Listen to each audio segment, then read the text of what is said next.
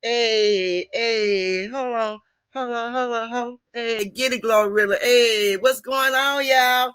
It's Friday. It's Friday. It's Friday. Payday. It's Friday. It's Friday. It's Friday. Payday. Hey, what's going on, Tori? What's going on, everybody in the chat, in the bushes? What's really going on? Happy Friday to y'all. Payday. The fight tonight. Get it, Mike. I think Mike got this one. I think Mike gonna get it. I think he gonna get it. Tori, you see how Mike Tatum broke down on old Paul? But what? Tori, boy, you ain't ready for me, boy. Boy, you ain't got nothing on me. That boy ready, Tori. Oh, he ready. That boy ready. Oh, he ready. And I'm glad he ready, because, boy, this is going to be a fight, a good fight. Across the street from my house, they got a boy, y'all. Yeah, they got a boy. Yeah, it's looking real nice over there. It's crowded. They could go and watch the fight. I don't think it costs nothing to get in. I think it's free to get in, but yeah, that's what that is. But let me play this right here, y'all. Then we go get to the point.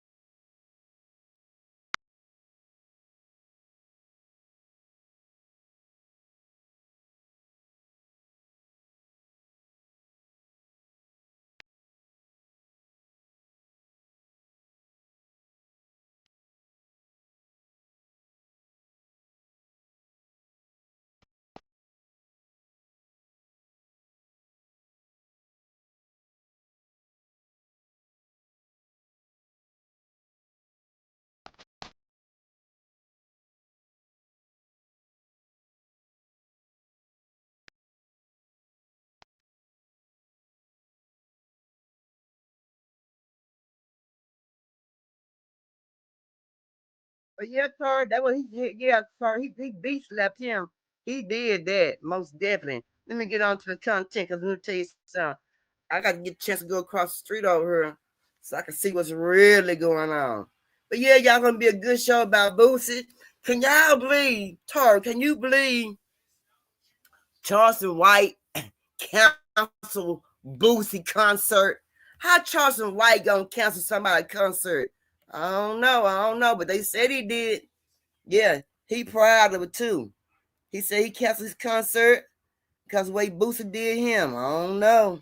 What y'all think? Let's check it out. Boosie says, I'm not coming to a show in Fort Worth. Hey, if you was going to the show in Fort Worth to see Boosie, I think you need to turn around and not go. I won't be there. I canceled that show, my nigga. Oh, shit. Okay, Nah, nigga, I swear to God, please, let's talk about it. I swear to God, Boosie wasn't gonna perform in my city, nigga. He stopped me from performing in Baton Rouge. So he said something to a promoter that's from Baton Rouge. So they had me booked for a comedy show. I get a call one night, a week before the show, saying, man, I don't think you should come. I said, nigga, why? He said, man, Boosie mama and her cousin brought a table on the front row, and she gonna have her cousin jump on you. So, nigga, you think I'm gonna let this nigga come to my city? So, nah, nigga, he wasn't fit to perform not in my town. I'm a big dog in my city, nigga. Nigga made and let me just say this: Boosie can't sell out an arena. Boosie's performing clubs. Man, how the hell he gonna stop Boosie coming to Dallas, Texas, or Fort Worth for a concert? That nigga ain't no, my bad. He ain't nobody. What the hell going on? How you gonna try to him Boosie up? I like Boosie. What the hell going on? Yeah, Troy. What? Yeah. Who's been putting it down in fucking time for a while? I know. But he's saying Boosie had him canceled out there in Louisiana. When he went to Louisiana, they had him canceled. But shit, Charleston White wasn't talking about shit. I like Boosie. I like me some Boosie. Say what? Man, say, I'm gonna put me some Boosie after a while, but I like some Boosie. I don't know. I mean, I know they had a problem that deep together. They was into it like that. Where you gonna try to cancel Boosie to come to Fort Worth? Come to Dallas, Texas? Man, I like some Boosie. Some Boosie bad. That man again. I just love all that trap music. That trap music he had, that trap music was tight, right? Man, sorry. Back in the day, let's see. I want to say the early 2000s, early 90s, late 90s, the late 90s, early 2000s. Shoot, man, say. Man, I like me some Boosie. I don't know what was up with that, but that wasn't right. But how Charleston White gonna cancel a concert? Who the hell you think he is? He ain't nobody. And surely they done show him plenty of times. Ain't nobody scared of you, man. They been like putting hands on Charleston White. I mean, laying hands thickly on him. You know what I mean? So now, sit your ass down, Charleston White, let that man do his concert. You done messed that man dollar bills up. And you don't get mad about he had you canceled in Louisiana. Man, you ain't got nothing Louisiana want to hear. What you say that we don't hear already? You don't Charleston White don't say nothing that we don't already hear. You know what I mean? Dang, that's crazy. But y'all, it's this African platform saying they've been getting picked on. And I've been following this African platform for a while, and they don't say nothing wrong. I mean, nothing wrong. But I'm gonna let you judge for yourself. Now, according to the outlet's website, African Stream is, and I quote, a pan-African digital media organization based exclusively on social media platforms, focusing on giving a voice to all Africans both at home and abroad. In reality, the only voice it gives is to Kremlin propagandists. When African Stream is in the mouth of the Secretary of State of the most powerful government in geopolitics right here now, when that government moves to attack African Stream and deplatform it and ensure that the information it is dispensing doesn't get through to us as their people, African Stream and all of us can rest assured that all of this was done because African Stream was doing something right. They was doing the right thing. And the right thing them did a go on with. It is the greatest honor when your enemy sees you as such a threat that it has to deplatform you. When the enemy realizes that they have to move against you, you know you're on the right track. The founding and the popularity of African Stream is a win on our behalf, is a victory for us. It means that we were winning the propaganda warfare, and the enemy in the midst of the propaganda warfare had to resort to the final solution, even contradict their own propaganda and rhetoric about free press and remove African Stream from platforming. That means that we were winning the propaganda warfare. Make we hear African Stream and give African Stream enough respect. Big up African Stream for winning the propaganda warfare on behalf of the African world and scaring the devil to death. Now, how in the world Anthony Blinken gonna try to handle them people like that? I mean, they say what they want to say on their platform. They're not bothering him. He act like they saying something detrimental to him about what's going on their platform. And he's going after the the Africans platform. But why? He don't want them to say certain things. He wants them to be quiet. He don't want them to reach the Africans over there in Africa and places like that. He don't want them to reach people here in the United States. Why not? Everybody need to know what they doing. Sit down, Anthony Blinken. Sit down. You know you wrong. Sit down somewhere. I don't see. And when I started looking at the African platform, I didn't see anything wrong on the African platform. It was a pretty good show. I've been enjoying the shows lately they've been having. So I don't know why they're on Anthony Blinken is on them. You know,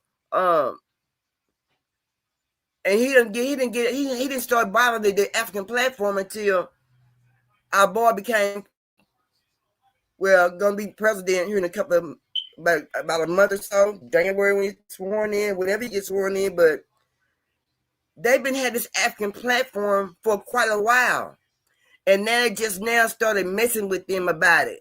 You know, that ain't cool, and I'm not understanding that. You see what I'm saying? It's not cool, and I'm not understanding that at all. So let the Africans speak on that platform freely, like they need to speak on that platform without saying the wrong things. I got that, but let them speak the way they need to speak to get across to their people. And if they spoke in their language, what they may need to do is speak in their own language, shit, so they can't understand what they saying. That's how I feel. You know what I mean? I don't know. But it's this man, he been having sexual activities with over 400 people, but I'm talking about with his friends, the police officers, the mayor, the school teachers, the firefighters. I'm just naming a lot of people there. But I'm just saying that he sleeping with a lot of people. And I'm trying to figure out what's going on with this man, with this dude. But right now they're calling him the consensual Diddy on Twitter because every video of him with everybody's wife, from the police departments to his workers, has just been released. I'm about to tell y'all the story. So Mr. Ebang here is his name. He is the general director of Guinea's Financial in Africa. Well, during a corruption investigation, they hacked into his computer and found out he had 400 tapes of him with everybody's wife. Look at his roster. The wife of the director of presidential security, the attorney general's wife, the daughter of the director general of police, the wife of the pastor's little brother, his godfather's wife, his bodyguard's wife, 15 of his friends' sisters, his pastor's wife, the wives of several ministers, his little brother's wife, and his uncle's wife. And what make it worse, they all knew about the videos. They all say it was, you know, they were down for it. Shoot, when he wasn't around, all the wives would get together and do things I will not repeat on TikTok just because they were waiting for him. You know what kind of power this man had, bro? And this doesn't even include all the women that worked under him. They all was on go. What's going on in Africa, bro?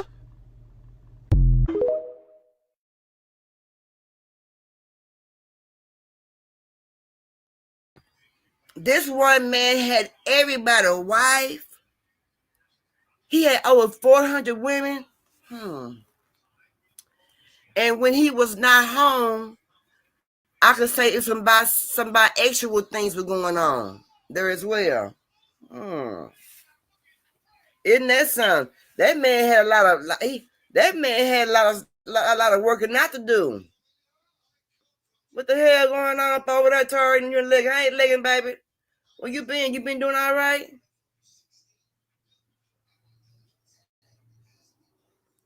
Yeah, Tori. Dang, right. I mean, how do one man? I just got to say this. I'm sorry. I got to say this. Hey, baby. I got to say this. How do one man have that much stimulus to have over 400 women? I don't know.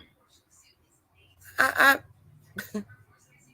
I don't know how one man had that much like to be involved with women like that. How did one man have that much stimulants? Yeah. For all them women like that? Come on, yeah, Tori. Tori's a damn. Yeah.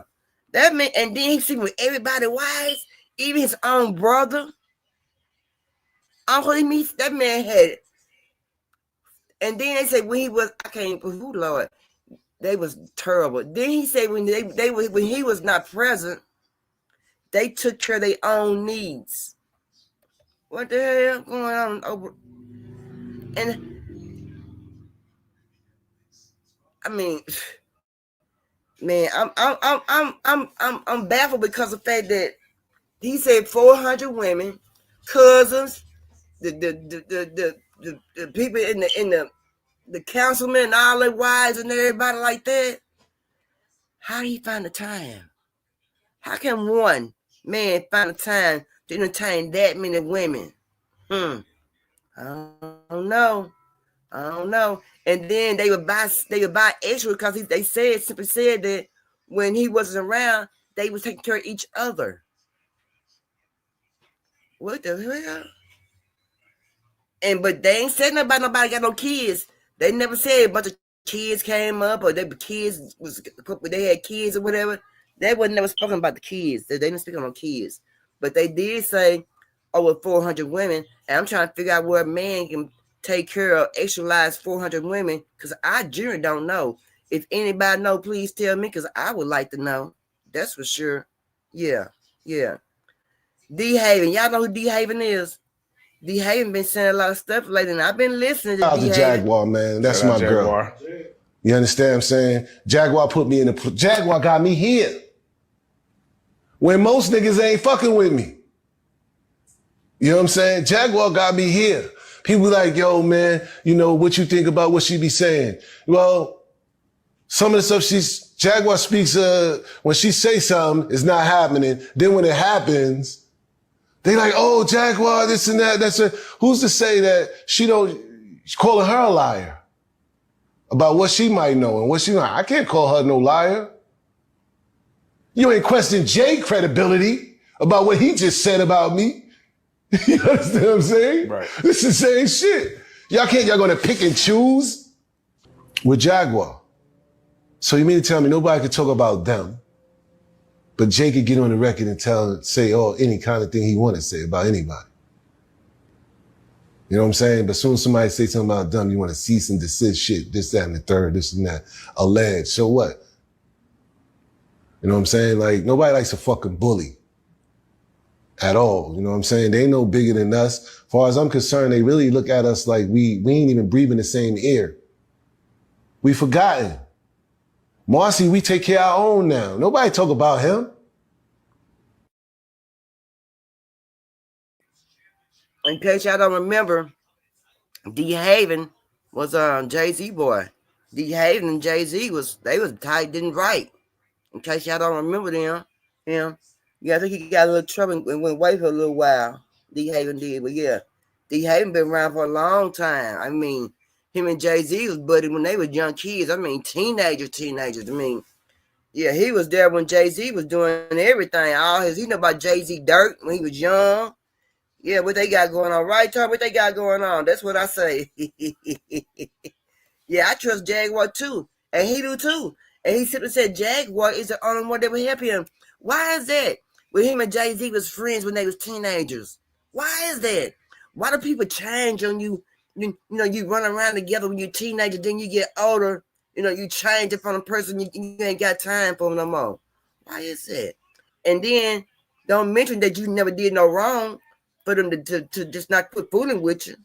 You know what I'm saying? But him and D Haven was friends for a long time. I like old D Haven. I remember him when he was a little boy. Well, without a little boy, a teenager. I remember D Haven when he was a teenager.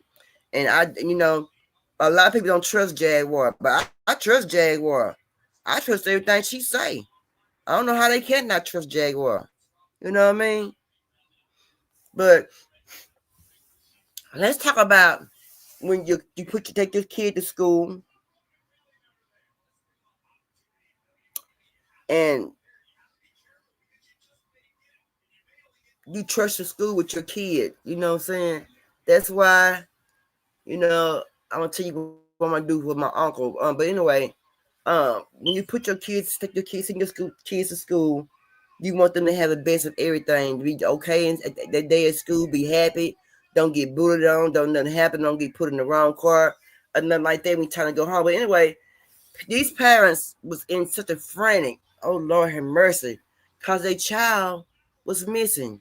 The school put the child in the wrong vehicle. Now, I don't have little small kids, but I have nieces and I have small nephews and I have feelings for other people's kids and I respect other people and their kids. But how can a school make a mistake like that? Was they moving too fast? Or perhaps they really didn't care. It was something went wrong. Great to have you with us. I'm Joe Donlin. Now to a story you'll see only on CBS News Chicago. Frantic moments as a West suburban couple desperately searched for their 7-year-old daughter. She was put in a stranger's car after school, and our Sarah Maki tells us this isn't the daughter's first safety scare. So we pull in here and you stop here at the first door, this blue door right here. Amaya Oliver says they went to pick up their 7-year-old daughter, Lileia, at an after-school program at Aurora's Steck Elementary, October 29th, on time like any other day, only to find Lileia had mistakenly been told to get into a stranger's car. No idea where it was headed. And she's like, she's with her father. And I said, that's impossible because we just got here. He's with me. And she just froze over the phone. She froze. So then that's when we knew the worst had happened. Dad Jerry Davidson followed a GPS tracker in his daughter's backpack, which first took him to this closed greenhouse before pinging down the street, where he found her in the back of a car. My daughter was crying. I was crying. Her mother was crying. Like it was, yeah. Aurora police say it was an Uber called by a staff member, but the details are hard to follow in the redacted police report. The school district told us the after-school program, Right at School, is an independent provider, not a school district-sponsored program. Uber's policies should have prevented this. The company telling us they require account holders to be 18 years and up, with special teen accounts available for 13 to 17, adding they ask drivers to report situations with underage riders. I can't even believe that it happened for a second time, yet alone the first. Lileia's parents tell us they gave her a GPS tracker because this is not her first scare at the school. Their daughter was missing after her first day of kindergarten last year, allowed off the school bus several blocks before her correct stop. The school increasing bus safety afterwards. Lileia's parents keep a photo of her on the dash of their car. That's my first love. That's my baby. Hoping her story will increase security measures for all the kids at her school. In Aurora, Sarah Maki, CBS News, Chicago.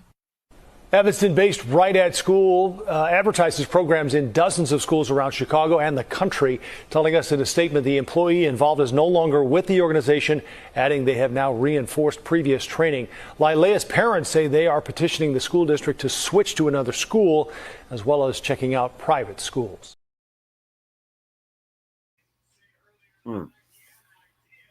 Yeah, I believe a private school be the best bet for that baby. And this wasn't the first time she done had this scare. But I'm so glad the parents went as far as her safety by putting a tracker in her backpack or in her clothes or whatever, y'all. I mean, how can a school be that silly, that stupid, that dumb, that not independent person? I mean, that's somebody's kid, and that person knew. Well, I don't know if that person knew that was the wrong kid. That the driver knew that was the wrong kid. They got put in the car. They never said that if that driver knew if that was the wrong kid put in the car, and they didn't know that the driver even knew or not. So the driver probably taking her to the location they had to take her, or she might have been kidnapped. You know, and they said this is not her first time, so this is her second time incident with school. So maybe, private school is best. or at home schooling is best. A scare like that, shit. I think I'm gonna do at home. My gonna be at home with me. I don't think she be going to schoolhouse. Nah, I couldn't even rest, But they did do a smart thing. They put a tracker in there for their baby. So just I'm gonna tell you, my uncle goes everywhere. He's always gone and everything. So they called my sister yesterday, the day before yesterday, and asked her, do my uncle have his affairs together? He's 78 and everything. He stayed by himself. He's a veteran, And by being a veteran, you just can't really tell him nothing. So I told my sister that, since they said, my sister asked the nurse if he had, Alzheimer's and things like that. They say, well, he could have a touch of it. He's 78 years old. He's 77, 78 next month. But so I told my sister that we can't keep him at home. He don't want to stay at home. He's all get in his car. He gone. He gone. He be here or there. He be out and he be in Arkansas. That man be everywhere. So I told my sister and my cousin that we're gonna get an air tag and put on his car. That way, I know I ain't trying to be nosy about where he going. I don't care where he go, but in case he forgets where he at that time, all times kick in like that. You know what I'm saying? So, we gotta try to keep an eye on him and we here in Texas and he in Arkansas, so we gotta keep an eye on him here from Texas. So, like I said, we can't keep him at home, and he ain't gonna sit down. He ain't gonna stay at home and none of that, because he's a people person. He's a veteran, and if y'all know anything about them veterans, they gonna have the last word, and you ain't gonna tell them what to do. I mean, I don't know if anybody else like that, but my uncle like that. So, and I also told my sister that we're going to go down there to Arkansas, and he got several insurance policies and the will and stuff. We got to go down there and get everything locate, put our hands on it, not him telling us where it said. We need to go put our hands on it so we'll know, because, that's a big house. And I told them, that's a big house, and y'all playing around and y'all laughing, thinking I'm crazy, but y'all mess around and that man end up getting unalive or whatever, passing up, whatever, because of age. I'm not gonna be the one in that big old house looking for nothing. I'm gonna get me a 6-pack. I told him I'm gonna get me a 6-pack of Bud Light. I'm gonna get me some Bud, and I'm gonna sit there and I'm gonna drink and smoke until y'all find. Cause I told you, you laugh if you want to, but we gonna get an air tag and we're gonna put on their car, cause he got a little touch. We want to be safe on our parents. If y'all got parents that's older and it's up in age and might get a little touch of Alzheimer's, you can't keep them at home, always gone or whatever. Put an air tag on their car, keep in touch with them. I ain't saying being nosy and be harassed. Oh, you was over here. What you doing over here? What you doing over? No, just in case something happened, you have that on them. You see what I'm saying? And maybe some people can even feel a little safe. If you're not safe when your kids go out and driving around, going to parties, things like that, and you don't know where it said, whatever, put an air tag in their car. Keep it with your babies. We got to keep it with our babies, y'all. They're missing every single day. A kid is missing. Today, I was at home. The Amber Alert went off. My phone went off. Everything in the house was going off. Somebody take that baby back. That baby don't belong to you. Take it back. Take that baby back. That's not your baby. If it's your baby, it wasn't in your hand, that means you weren't supposed to have it. Take that kid back where that kid belongs. Y'all get on my nerve messing with them kids. And what really make me mad, at 3 in the morning, and y'all know the Amber Alert, the thing on the phone is real loud. It light the whole house up. If you don't take that kid back where it belongs, that ain't yours. Not yours. Take it back. Getting on my nerve. But yeah, I'm glad that they had that baby safe. So what y'all think about Clarissa Diddy mama? What y'all think about Diddy mama? They already said she was a madam. All the things she did when she was young, she was out there and stuff. She didn't have time for Diddy. Dropped him off over at the priestess, whatever. He was an altar boy, things like that. They didn't have time for Diddy. Bumpy Johnson didn't have time. Bumpy Johnson, he supposed to been this and that. They was kicking it back in the day. They didn't have time for Diddy. And where's Diddy's sister at? Ain't Diddy's sister named Janice? Am I wrong? Am I right? I think Diddy's sister's name is Janice. What Janice said? Janice been missing. We ain't seen Janice since Diddy trial story. Maybe she'll come out after a while. And I wonder how many parties has Janice been at, which is Diddy's sister. Yeah. You know, she been hiding. We ain't seen her. We ain't seen her in a while. Wow. Yeah, Tori, stranger danger. Stranger danger, that's right. You think so, Tori? Yeah, yeah. I think so too. It might have been a Caucasian kid instead of a black kid. He drove on anyway. Yeah, yeah. Yeah, I got that too, yeah. And it lights the whole house up. I mean, everything in the house will go off, Tori. Yeah. I be like, if you don't put that kid back, that ain't your damn kid. Take that kid back where it belongs. And if it is your kid, and you kidnapping the kid, that means you ain't supposed to have a kid. Take that kid back where it belongs. They get on my nerve. Yeah, it was a day, Tori. Yeah, it went off the day. Yeah. Oh wow. The Amber Alerts in Texas was going off. Shit. Every 2 hours, every 3 hours, like almost every single day. It was going off, going off, going off, going off. I'm like, what's going on? What's happening? And some of these people take a kid, be parents taking their kids from their daddies or taking their kids from their mama, and they filed an Amber Alert, even though it's the daddy or the mother, whatever. But if that's your kid and you got to take the kid from where it's at and the Amber Alert go off, you ain't supposed to have that doggone kid. Take that kid back. Take the kid back from where you got it from. Because the court said you weren't supposed to have the kid. Or the parents, the mother or dad didn't want you to see the kid. Don't be taking nobody's kid. That's right, so it's about 3 p.m. today. It sure was. Yeah, yeah, yeah. Sometimes it don't be strangers taking them kids away. It be the parents. It be the mama go and get the kid, run with the kid, or it be the daddy run with the kid, something like that.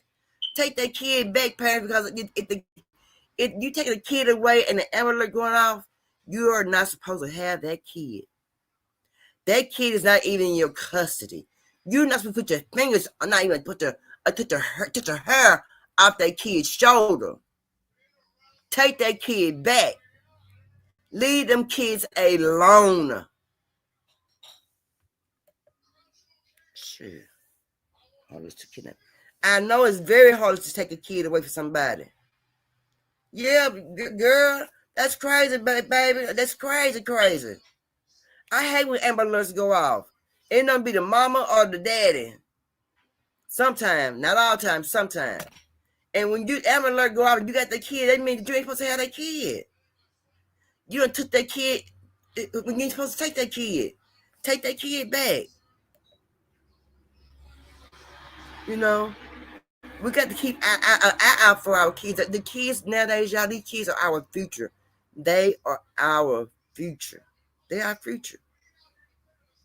They are future. But anyway, but yeah, Clarissa, Diddy mama, she ain't no good. What grown man kissed their mama in the doggone mouth? Talking about how she all bent all over, touching the toes and carry on. Let's go. Let me understand that. Come on, y'all. What kind of freaky stuff him and his mama had going on? Big old freak niece. Check it out. Little nasty butt. Kissing on his mama. A grown booty old man. Kissing on his mama. She in her 50s, down there, dang on his 60s. He in his 50s and kissing on his mama. No, his mama older than that. She know. If he 50, she got to be 70. 20. Yeah, 70. In her 70s, late 60s, early 70s. She got to be somewhere along the. She might be older than that. Clarissa been around a while, y'all. Check out Clarissa out. And she love them blonde wigs. Protect her child. That's what she's supposed to do. But the apple don't fall far from the tree, man. You got to realize that. You know, he didn't get all this from his daddy because he didn't know his daddy, even though they try to say his daddy was some big-time drug dealer in the whole 9 yards. You understand? He didn't get this from his daddy. You got to realize, man, you know, his mother had a modeling agency, and it was alleged that it was also ladies of the night, a prostitution ring too, or these ladies was doing things other than modeling. So the apple don't fall far from the tree. Yeah. So now You got to understand this. And looking at her. Yeah, oh, Clarissa, yeah. She had a modeling thing, then she turned out being a madam. That she trying to run them girls. Yeah. Clarissa like them more blonde wigs as dark as she is. Man, I ain't saying Clarissa's an ugly woman. I didn't say that. She's a nice looking woman. She's a nice looking woman. But she's a dirty old A woman. She dirty. She real dirty. I mean, she is real dirty. You know, I remember that video I did with my P. Diddy and Rick Ross. Rick Ross had that soap that he had for cars and stuff, and she's in the background sitting on that golf court she was sitting on. Smile with that fake smile back in the background back there, just cheesing, skinning and grinning. Cause she knows she on top of the world. Her son on top of the world. If her son on top of the world, she on top of the world. She ain't missing nothing. And I wonder how many Diddy parties that Clarissa done been to. Clarissa, how many parties you done been to, girl? Yeah. But you know what? That's his mama. That's Diddy mama. And of course, guess what? We mothers gonna stand by our kids no matter what, y'all, right? Right. We're gonna stand by our babies, y'all. You know, whether they do wrong or right. You know, I've heard women say, well, I didn't know he was like that, and he was such a sweet kid when he was young. And you know, lady, you know he was like that when he was young. The things he did when he was young, you probably paid no attention. Yeah, stuff like that right there. But I'm not saying Diddy had a bad history of growing up as a child, but he was doing some things that he shouldn't have been doing. You know what I mean? Loud Perk, that's my daughter's name. Don't turn my baby. That's my oldest baby now. Oh, yeah, that's her name, girl. That's the old hag name. Oh, and I know a girl named Clarissa I went to school with, Clarissa Ross. I remember her. And yeah, that's her name, girl, Clarissa, girl. Oh, Diddy mama something else, baby. But she's a pretty woman. I can't knock her for being a pretty woman, because she's a pretty woman. You know what I'm saying? I can't say nothing about that. But y'all, what y'all think about Kanye West? What's y'all thought about him? Do y'all think he's still kind of off a little bit? Well, I never thought he was off. I just thought he was just different. He was just going through his own thing. Do y'all think that, you know, his mind still not right since he lost his mind from the first, you know, when he first came out? Y'all think he's still not right? Do y'all feel like he's still a little confused a little bit? His mind not there yet? Because the things that he say now, the clothes that he wear, the clothes that he make, and how he make it, how they look at things like that. Y'all feel like he's still not stable just yet? You know, I feel that he probably stable. But y'all know we all can go off every day. You know, we all got our time frame that we'll go off, or that we ain't got a happy day. Every day ain't a happy day for people, right?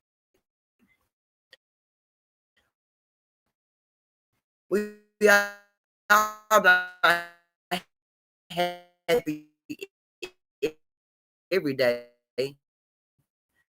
I don't know nobody that's happy every single day, every day.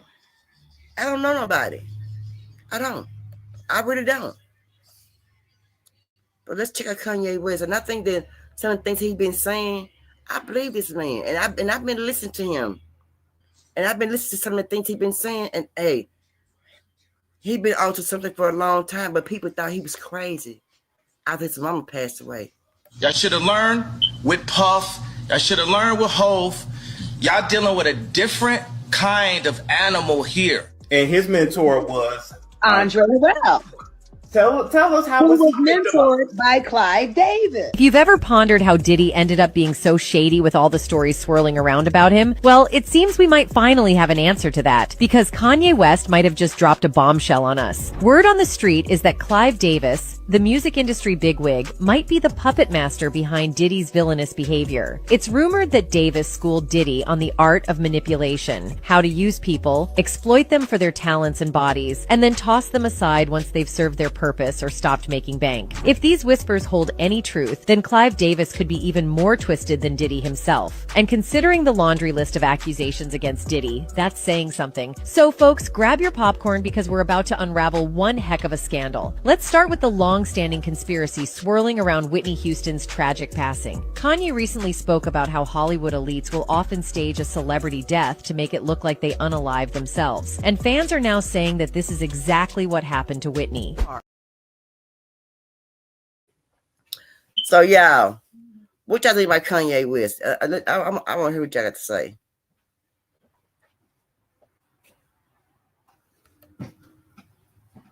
Told said no, he didn't been this. He ain't been the same. I was he was acting out, but he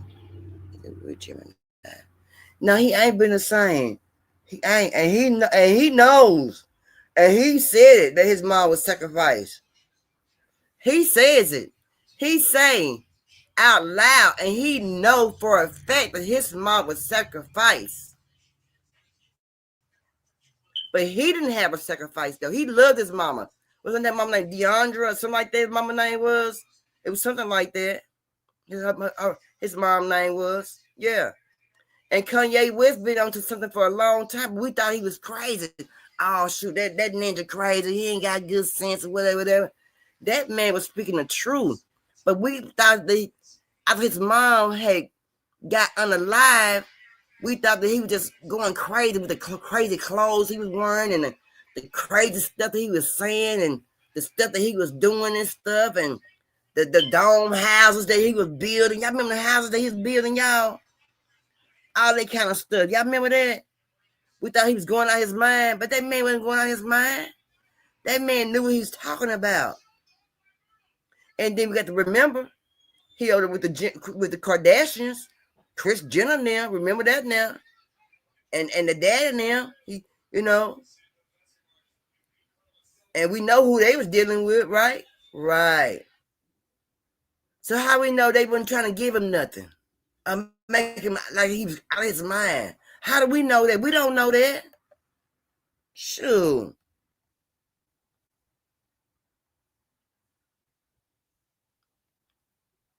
Yeah, he lost his mind, Leggett. He lost his mind. I thought he did. But he, like you said, he went through a lot. He went through a lot.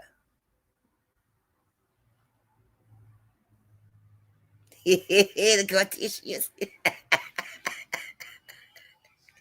The Cartesians. Yeah, that's right.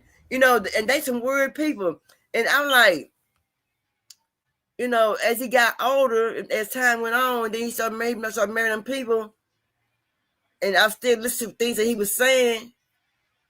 And then I started finding out, then everything started coming about this Diddy thing. And then you go backtrack to Sister Kim Lim, you know, things that she done did with the Eddie man, and things that she, and then the mama, old Chris was doing, but things she was doing with the Eddie.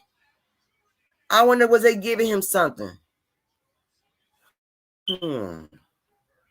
I wonder, was they giving him anything?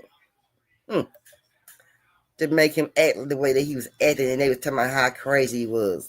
Everybody was talking about him. I wonder, Omar Odom, did they give him something when he was over to their house, kicking it with them? I wonder. These are things that we got to think about, y'all, since Diddy's involved now, and we see how close the Kardashian was, so close to Diddy and Kris Jenner, all the things that she was doing. She is still missing. That half of ran out of y'all. She ain't been back. When you only have one parent that raised you, cherish your mama, till I went through that life when I lost my mama. I know that's right, girl. I lost my mama. My mama, my whole world. I had said soon my son had graduated from high school, I was gonna move with my mama. I didn't care what nobody said about me saying my mama. Yeah. And my mama, we had to get that kind of bun. Yeah. Yeah, he loved his mama. So, like I said, Kris Jenner, she ain't been back. We ain't heard nothing about her. She been hiding. So now I'm thinking, did they do something to Kanye when he got with Kim, and they got what 3 or 4 kids. She saying she need help with the kids, and why he out here with this other woman? He got a whole different woman, and she look weird. The new woman that he got, that woman look weird as I don't know what. She look crazy as heck. Yes, Tara, you ain't lying. It is. It really is. It really, really is, and that's the truth. That's the truth. Yeah. So I'm wondering, what was they giving Omar? What's his name? Giving him something, and was they giving Kanye something? But you know, you gotta be asleep to give Kanye something. You gotta catch him off his game, because I think he keep his eyes pretty much open. But Omar Odom, whatever his name was, he was a pure sucker. Like he was crazy. I understand that man. Let's check out Shanika Nickerson. Have y'all heard about her? Check her out. Face down. One hand was in the fist and one hand was like this. While she was face down, her face was smashed in.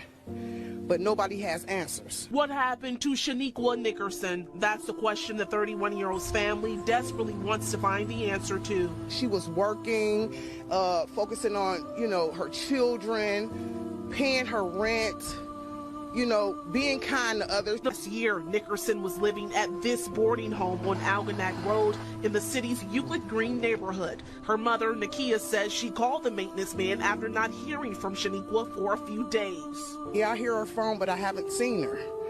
So on the 31st, August 31st, I said, you're going to have to get in there so I can see if my daughter's in there. You heard her phone, but you never checked on her. While Nakia was on her way to the home, she got a call she hoped she would never get. The maintenance man made a gruesome discovery. I can't point the finger at no one, but everyone that lives in this home, like 8 or 9 guys and 1 female, nobody knows nothing, nobody heard anything. There's a camera directly on the room that she was renting. But the landlord saying it's hours of footage, she can't seem to find anybody, anything. Black woman in this house, full of men, full of white, young black girl, her pants down, she got bruises in her face, ain't nobody hear nothing.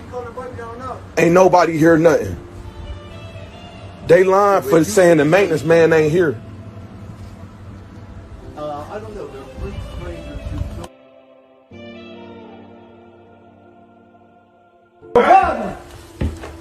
Man, the camera's right here. We on camera right here. We on camera right here. Yo, Bobby. The camera right here. Ain't nobody. Why ain't nobody see nothing? Why ain't nobody see nothing? We on camera right here. Anybody came through this door should be on camera. Anybody came through this door should be on camera.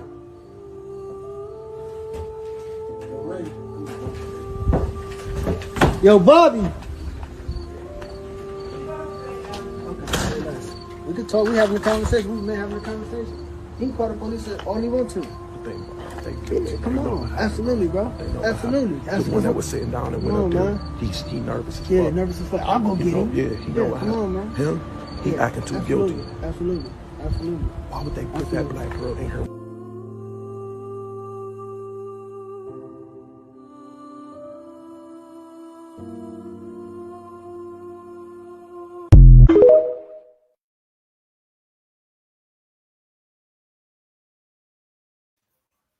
I'm gonna stay on top of this story. Y'all know why?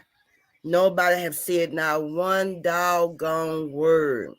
See, what happened was we've been busy with the politics. Kamala, Donald, what they gonna do, what they ain't gonna do, who lying, who ain't lying.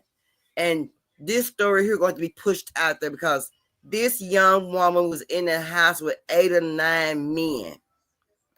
It don't matter what the freaking race was. She was in the house with 8 or 9 men. It don't matter what the race was of the men who was there in that boarding house. That camera was right there on her spot. And you tell me nobody saw nothing? We saw the cameras, y'all. On the TV, the TV. We saw the camera screens on the TV. You can't tell me nobody didn't see nothing was going on. And I believe that white guy was a doggone maintenance man. That's what I believe. The maintenance man went there. Now, you tell me, I heard her cell phone ringing, but I haven't seen her. I heard her cell phone ringing, but no one seen her. Now, she's a boarding room lady. Nobody seen her, but you hear her cell phone. Add it up.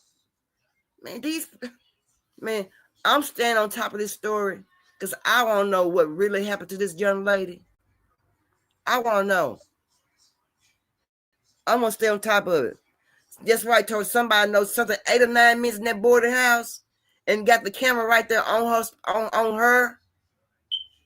And the monitor or the TV, we'll call it, had all the screens right there on the TV that the camera caught. Can't tell me nobody didn't seen none. And that man gonna say, I heard her phone ringing, but I haven't seen her. Okay, if you hear somebody's phone ringing that many times in one day, and you don't hear nobody in there talking, saying hello, whatever, ain't that a sign? Or am I wrong? Ain't that a sign? And then you don't see this person, you don't even see this person with you, they phone ringing, but they ain't answering. Yeah, they did that. I don't know if they say how. I don't think she said how old she was. I don't know if they say how old she was, Troy. But she was a young girl. But she was beautiful. She was a pretty girl, pretty young woman.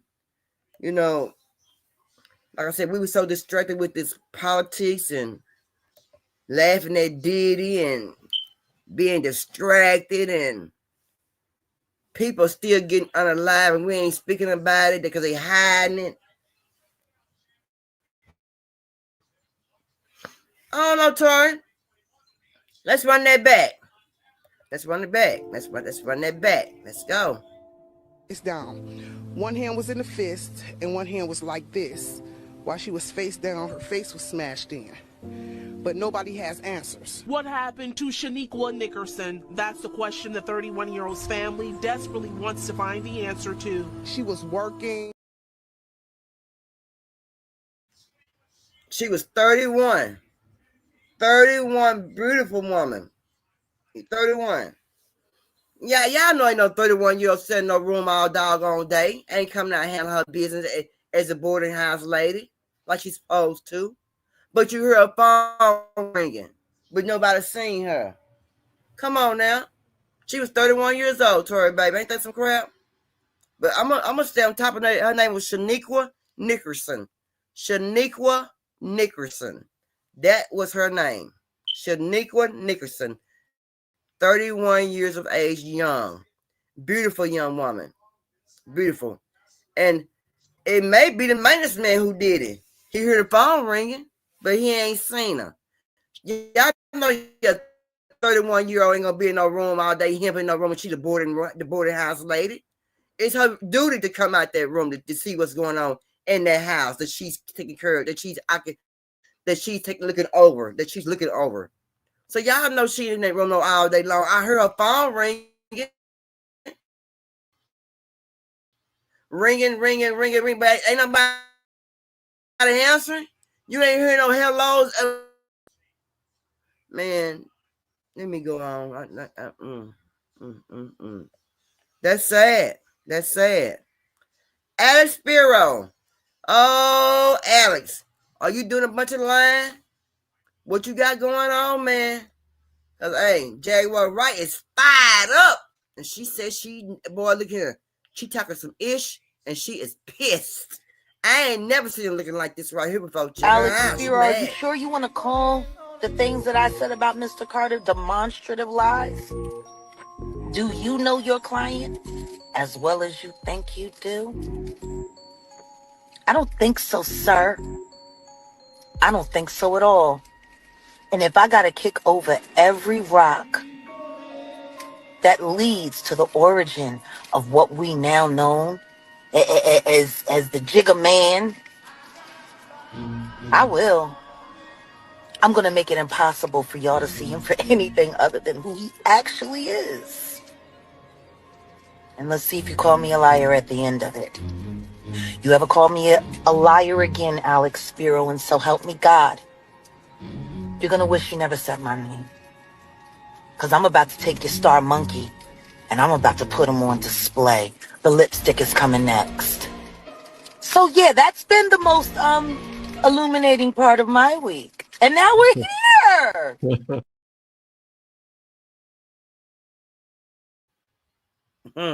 Hey Shane, what's going on, my brother? Y'all, Adam Spiro. I guess he must be Jay-Z lawyer or something like that. But she on his ASS. Yes, she is. And see, I see a documentary where she said she was trafficked. I seen a deal where she said that. Now, my thing is, and then she says how much she had gone through with Jay-Z and what all he done to her, this and that. And my thing is, sometimes she act like she a little scorned, But my thing is, was there any kind of relationship between them? Or was it just basically just her singing? Being a background singer for Jay-Z. Did she like Jay-Z and whatever? But I think she got a lot to say, and I believe that she knows a lot about Jay-Z. I believe that she could tell more than what she's been telling. I bet she know more than what we think she be knowing, and I'm sure she can say a whole lot that would shock us all. But then people are like, oh, she telling a lie, she ain't telling the truth, this and that. I believe her. You got to listen to certain things. This woman don't blink. When it comes out her mouth, it just comes out. She don't stutter. I mean, none of that. It just comes all out. And when she do, it's like she know exactly what she is saying. Exactly what she's saying. She know what she's saying. She knows what she's saying. She knows what she's doing. And when I heard her say that, when she take her showers and stuff, she ain't turn the lights on. So she take a bath in the dark and she sits up in the dark. That's not a place for me to be like that. You know what I'm saying? That should nobody be taking a bath in the dark and things like that. I mean, that's crazy. You know what I'm saying? Because somebody want to unalive you, or you can't, or you can, they worry about what you being said and try to off you and things like that. That's wild. That's wild. But yeah, Alex, she talking much noise about your brother. Yeah, she mad. She mad, and you might want to, I don't know. She might get another assist and deceased from the Carters while she trying to talk that noise to Alex Spiro. Yeah. So yeah, let's talk about the Menendez brothers. Do y'all think they should have another trial? Do you think them young men should have another chance at life? Now, I'm gonna say this right before I show the video. I believe they should have another chance at life. These young men was young boys, 18 years old, 17 years old. They was teenagers. Their dad was molesting them. And when they found out their mother knew, they felt some kind of way. But if your man or your husband is molesting your kid, why would you not say nothing as a parent?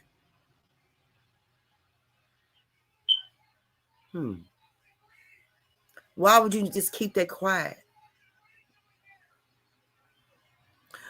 And then you didn't go get your kids no counseling. Nobody talk to it can speak out about their actions or how they feeling inside, outside. So I, in a way, don't blame the Menendez brothers for what they did. And I feel like they should have another second chance at life as young men. I feel like they need to be heard again. I feel like their case needs to be reopened with a new trial. And I hate the young men had to go through what they went through with their father and mother. I hate they didn't get a fair chance at life as a young kids to play outside, do what the young kids do, young boys do, football, basketball, surf, skateboards, things like that, bicycles, motorcycles, things like that in the wildlife. I should go, shooting deer and things like that. I hate these young men didn't get a chance to do that. I hate that they was taken advantage of as young boys. But see, this was some of the part that they didn't tell in the story when they was on trial. They only told certain things. Let's check it out, y'all. I feel sorry for these boys, but yeah, give these kids a new trial. That's perfect suggestion. Eric and Lyle Menendez were convicted of murdering their parents more than 3 decades ago, and they will be released from jail soon, per BBC.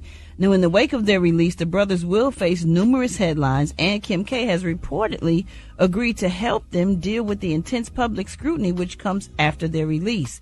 In addition to this, the source noted she committed to guiding them through all the insanity Hollywood has to offer, especially how much it's changed over the last 40 years. Yeah, Brad, I've been seeing a lot about this in the news. Supporters and relatives of Eric and Lyle Menendez have advocated for their release from prison. Current and former prosecutors who tried the brothers in the 1990s told NBC News that they believe the men are cold-blooded killers and should remain where they are, behind bars. Now, after millions have streamed the Netflix series Monsters based off of the Menendez brothers case, I think, Kate, you said you watched that. Yeah. Many have become empathetic to the brothers after watching the abuse the boys were subjected to by their father. Yeah, so that brings us to the question we're asking this morning. Should people be forgiven or prosecuted differently if they have some abuse or put through a traumatic situation? Kate, what you think? Yeah, if you know anybody who has been through something that is that just disgusting and vile, like I have a distant family member that had been through a situation similar to that, and I can totally understand. And if I was in a jury situation or a judge, I would definitely consider that to be a excusable situation to do what they did. Brad. Yeah, I would excuse that as well if they were getting abused by the person that they killed. You kind of protecting themselves or whatever it is they had to defend themselves, or I don't know the whole situation. I didn't see the documentary or whatever, but I feel like if somebody is doing traumatic, horrible things to you, you got to protect yourself, period. What you think, Maria? I do think that they should have received some type of punishment, maybe some type of rehabilitation because they were so young, maybe a different kind of sentencing, not life in prison. Yeah. Something that reflected the abuse and what their minds were going through when they committed the crime. Until I watched the documentary, I didn't realize how extensive the abuse was and how just continuous it was. And I think over time that would literally make you insane. Right. To have a parent do that to you over time, again and again, it would make you, what's the temporary insanity thing where you're driven to a point where you don't even have control of your faculties no more. You just go off. And yeah, because it's a weird situation. Because I also saw that they went on a spending spree after getting the insurance money. So that didn't look good. Yeah. There's a whole bunch of different theories out there. Gary, what you think? I mean, they should be punished. They killed their parents. My mama used to beat us with a extension cord and everything that came near us. And let me finish. And we stayed in the damn house. Right. Okay. Yeah. If you didn't, if you thought it was that bad, run away. I mean, we all got whoopings. Yeah, but hold on. But let me finish. So run away if that's the problem. Then, honey, I mean, you rich. You could took a plane ticket somewhere to go fly somewhere, but they decided to stay there to kill their parents and stuff. So they definitely need to be punished. So they killed both of them? They killed both of them. Yeah, but getting a whooping versus getting sexually abused. Well, we don't know that. parents. We just know what they say. We don't know it was sexually abused. It was all in the documentary. It was all in the a lot case. in the documentary. That's It was coming out in the case. Yeah, but But it's it's coming out from their them. mouth. They said It's that. in the case. Yes, they said it. It's documented in the case. But Well, it's how is it proven? though? Exactly. So okay, somebody then. proved something. Well, no. In order for What? it to be- Yeah, other family members. Well, the family members saw them, then they should be in jail too. Then, because if they saw those kids getting it and they didn't stop them.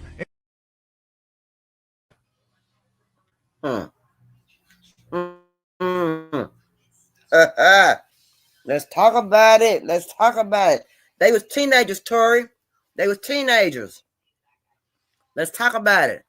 Now, I've been following them a little bit. And the father had been abusing them for a long time. And eventually it's gonna mess with you. But yeah, they went shopping. You know, they went shopping, went on a shopping spree. Yeah, because they weren't able to do none of that stuff as teenagers. They was too busy being aped by the dad. They didn't have no teenage young fun. They couldn't have fun. They didn't get them time to have fun. They were being molested. And not on top of that, and why they unalived the mother, y'all? Because she knew. That woman said she knew what the daddy was doing to them young men, and that's why they unalived the mother too. Now, should they get a new trial? They should. Should it be a lesser punishment? I think they need some counseling. Give them a couple more years for counseling. But even though, like Gary just said, our parents whooped us, beat up stitcher cars, brooms, belts, whatever our parents put their hand up with, you know, in the South especially. You know, stick, whatever. Switches, wrap the 3 or 4 switches together with the little leads on the end of it when you reach out and they bend it. It hit you a little bit like that. Yeah. So I do believe they need a new trial. And I believe the one that they get tried, the things that they gave them boys, the time that they gave them, prison sentence that they gave them, it was too harsh. And they mama was wrong for that.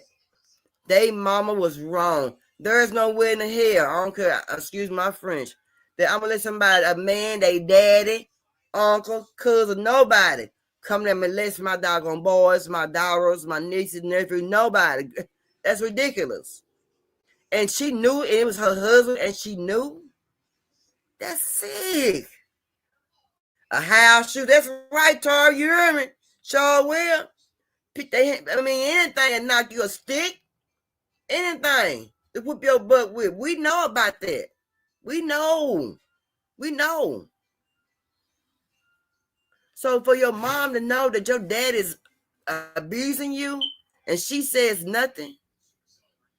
Out of all them years she knew, she sat there in the house all them years and knew they were getting abused by their dad and said nothing to this man. Didn't put him out. Didn't try to fight the man. Didn't do nothing to the man. Just let it happen. Is it because she glad that it wasn't none of her? She was tired of him. They say they drove her to drinking. Oh, really, Tori? But she didn't say nothing, though. If that drove her to drinking, why would she not never say nothing when it happened from day one?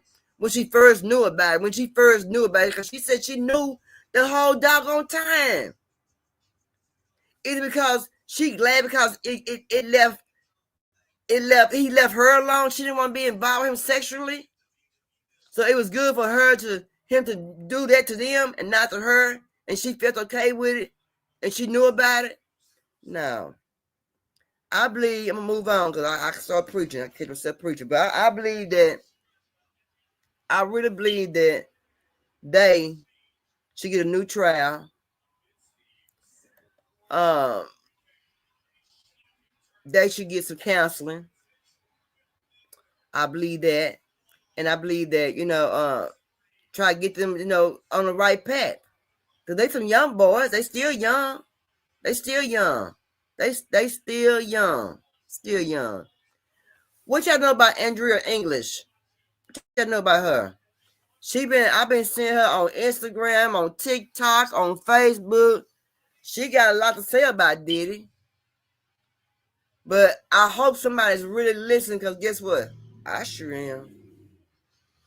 Well, let's talk about Mama D. Janice likes minors. She likes to drink breast milk, allegedly. She believes it makes you younger. Like how babies need those nutrients to, develop. Those same nutrients, she believes, rejuvenate you. She likes, allegedly, to have threesomes with her son. You know how you and your son play with my friend underage in the bed, Janice? It started with her, Clive Davis. Clive Davis, one of the main ones. Clive Davis used to abuse Diddy, correct? Correct. Allegedly. And you see right now when they trying to ask him about Diddy, he's like, huh? Playing like he got no memory. But he was right there in the rooms with my friend who was underage. You know why he has so much anger against women? Because of you, Janice. Because of what you did to him. But Janice, you the worst one. You created it.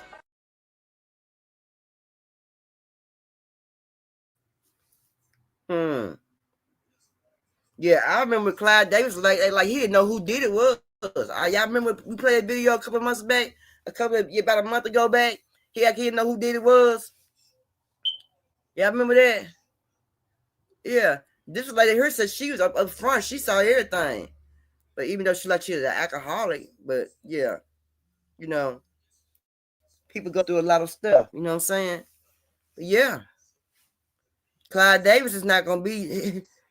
Ain't nobody gonna take Clive Davis down. He ain't gonna let you. He ain't going. He is not going.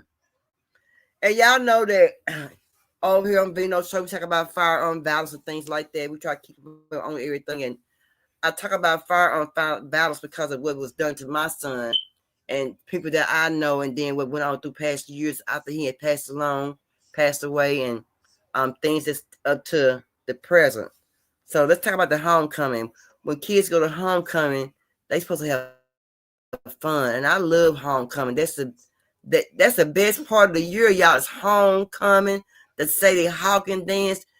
Do they still have the Sadie Hawkins dance, y'all? Let me know. Because when I was going to school, we had the Sadie Hawkins dance. Because maybe the money made her stay. Maybe the money did make her stay with Tori.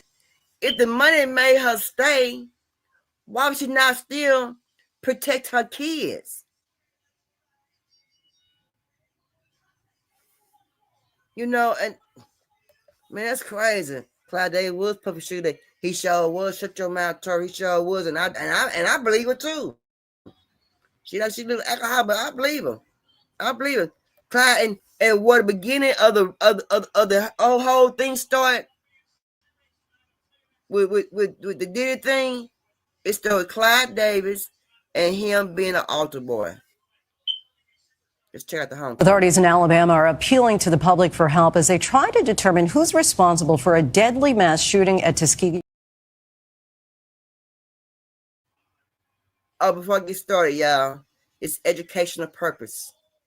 Authorities in Alabama are appealing to the public for help as they try to determine who's responsible for a deadly mass shooting at Tuskegee University. At least one person was killed. More than a dozen were injured. It happened during a celebration of the school's 100th homecoming. And a warning, the video you're about to see does show the gunfire ringing out. The latest now from ABC's Faith Abube. Tonight, young people frantically telling each other to get down. Get out, get out, get out, get out. You can hear the gunfire ringing out around them.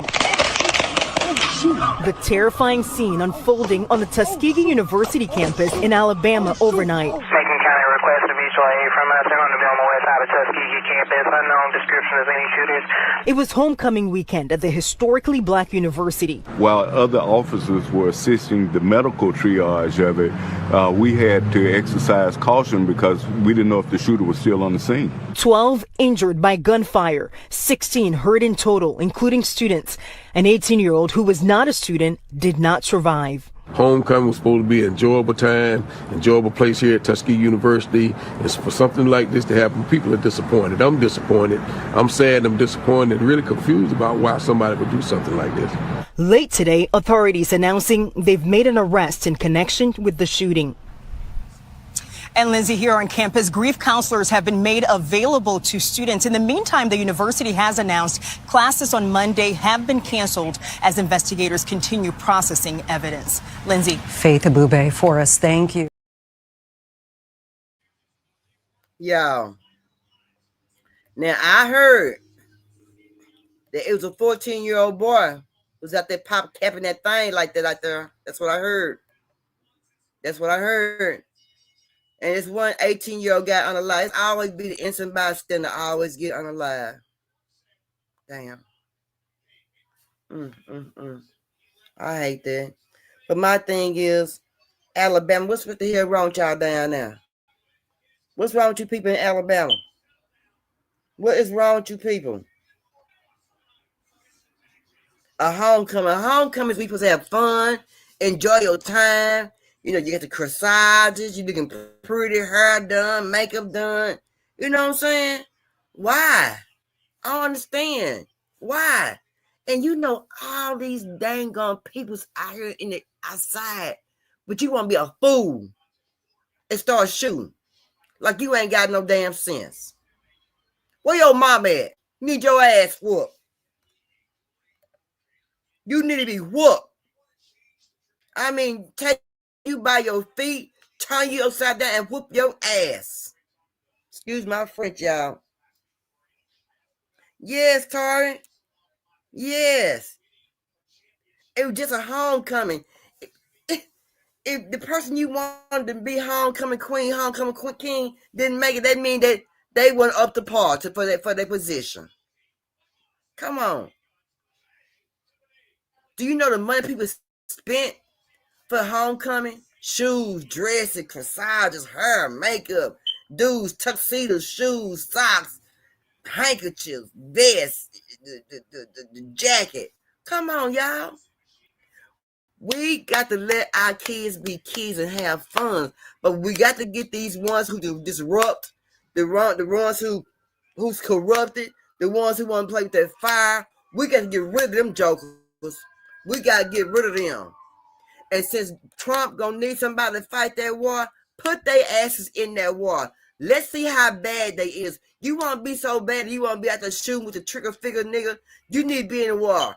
They need to put you in the war where you can be out there fighting for somebody. That means you ain't got nothing to do. You want to be somebody big and bad. So we're gonna put you out here, and you need to let him go fight in the war.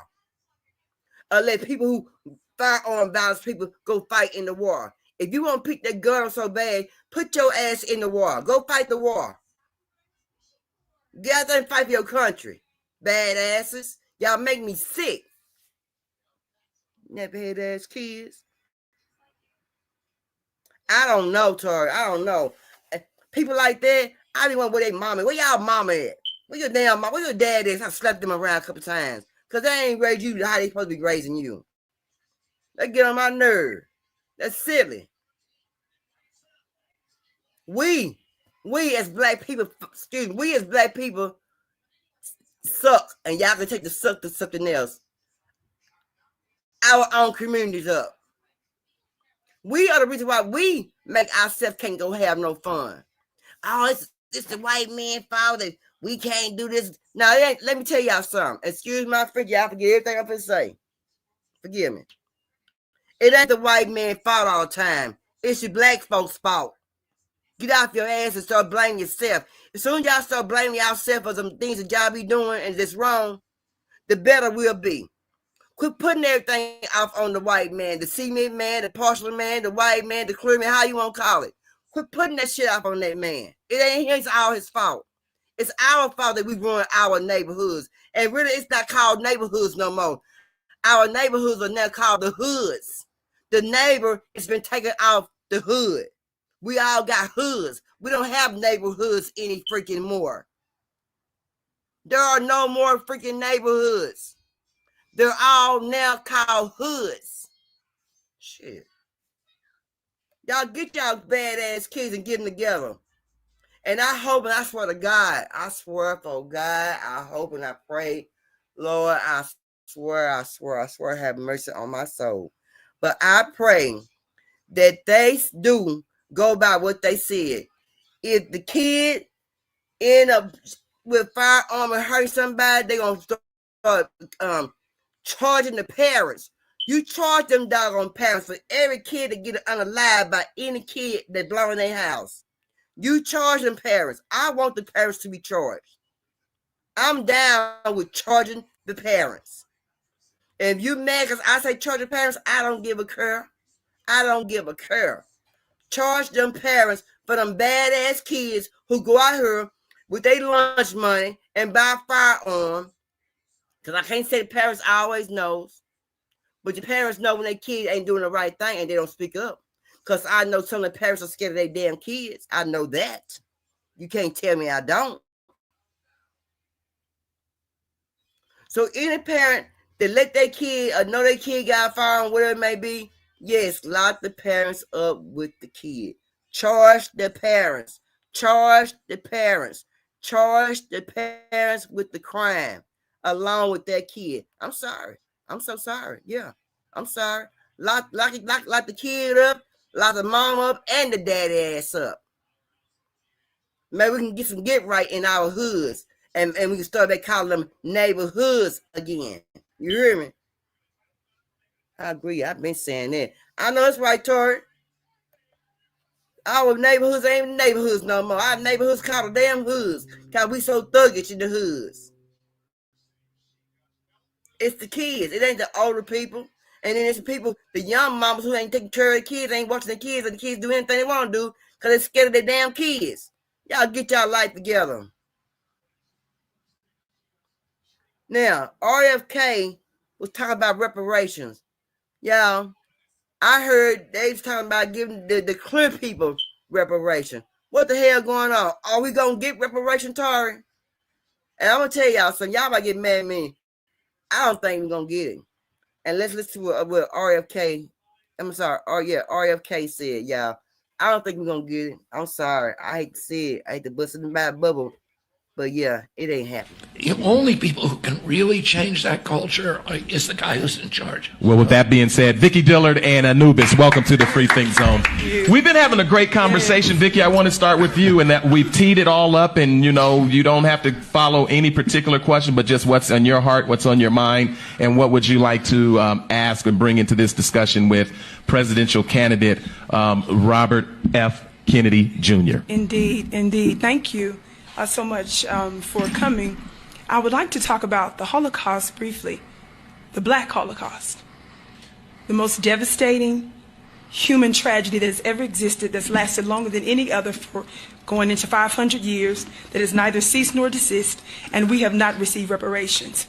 And just up from chattel slavery, convict leasing, and all of these other injustices, and under the heel of Jim Crow, our people went to Germany to fight Hitler to deliver some of the Jews from his hand, only for them to turn around and call some of us anti-Semitic. There is a multi-volume book that talks about the secret relationship between blacks and Jews, because we know that some of the most damning and devastating effects that we've experienced in slavery had to do with members of the Jewish community. This is important to understand. Why am I bringing this up? Because our perspective of the world is unmatched in every way. So when we talk about something being a genocide or something being a problem, I think our opinion should matter, and it should be listened to very closely. In terms of reparation, the emphasis should be lineage-based. I am not only a media personality in alternative media, independent media, but I am also a spiritual teacher. I've had supernatural encounters since I was a child. And so the thing that I'm having here, even with you here, sir, is prophetic and was prophesied years ago. And I must tell you, what I'm saying to you is not even an opinion. It is something that I want you, with respect and great humility, to remember. There is an unseen government, and they're actually using you as well as your family. And whether, no matter who's paying you, which is suspect right now, and no matter how your positions seem to be divergent and doesn't quite make much sense when we see how strongly you are on so many other issues of justice, But when it comes down to the issues of reparations, and when it comes down to this notion of ceasefire, which is absolutely nothing at all, and your extraordinary and misguided defense of Israel, it is a serious problem. I want you to understand that whatever you decide to do, whoever it is that's backing you, and whatever your thought process, and no matter what you think about it, you're supposed to represent the people. And the majority of the people are telling you, no matter what you think about Israel, we said no. And we want to hear you say what we say in the majority. So whatever you individually think should not take precedent over the majority of us. And especially when you see folk like us talk. That should hold greater weight because of our unique position. Let me say this.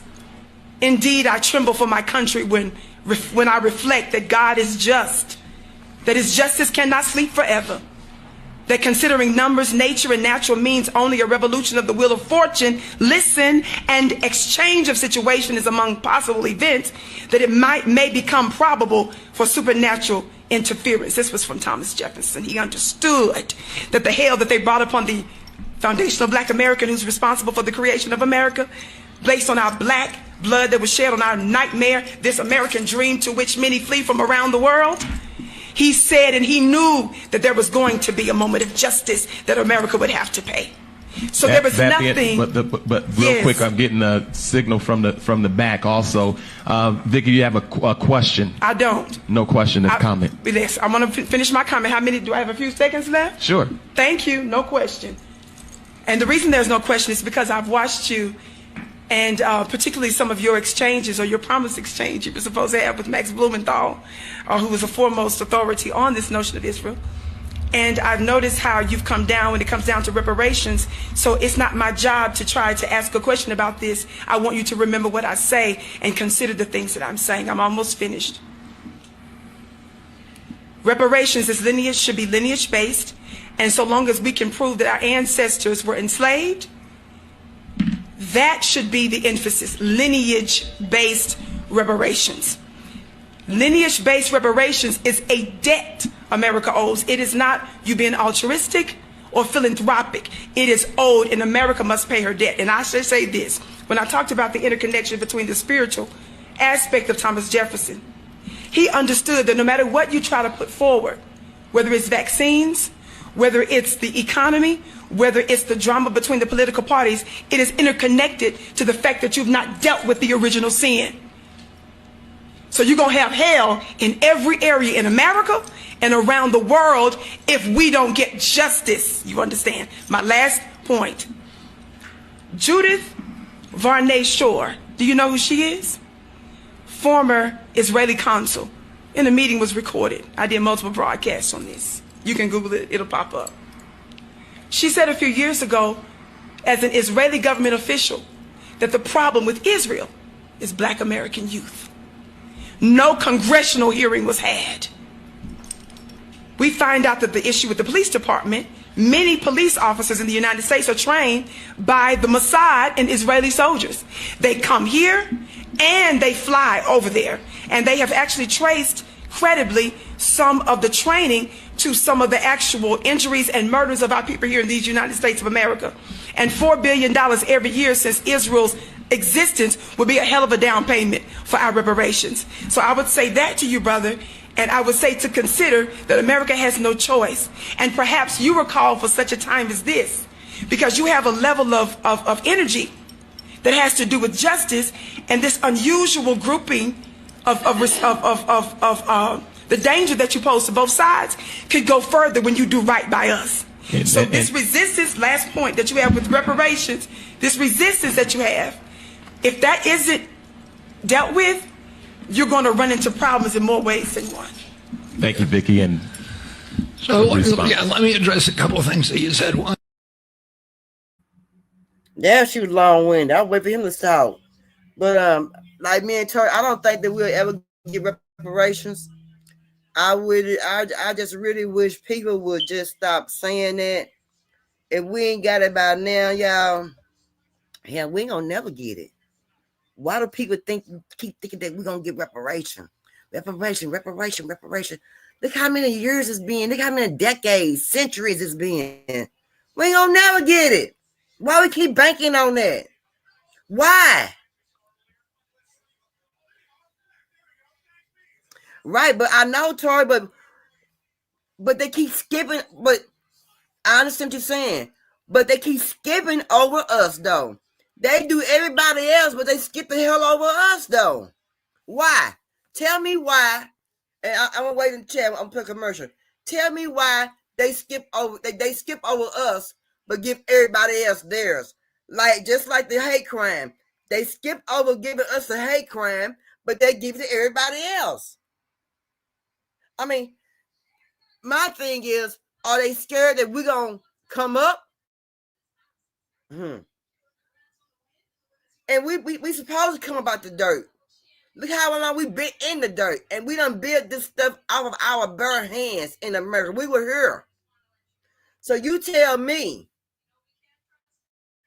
why have we been had reparations out of all these years, centuries, decades? Why? Why we ain't had it?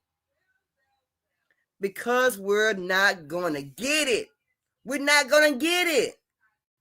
I don't understand what's so hard about it. We're not going to get it. It's not going to work. And look how long this been talked about. And I'm tired of hearing about it. Because we ain't going to never get it. My mama didn't get it. My mama's mama didn't get it. My mama's mama didn't get it. My mama's mama's mama didn't get it.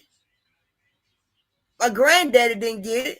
His daddy didn't get it. His daddy didn't get it. His daddy's daddy didn't get it. Hell, here we go. And we in the same spot. Still, no reparations. Why do people keep saying that?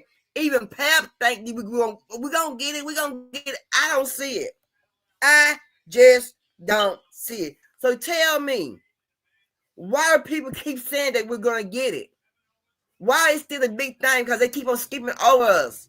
Like Tori said, why do people think we're all reparation? I don't know, Tori. I don't know. Because they give it to other people?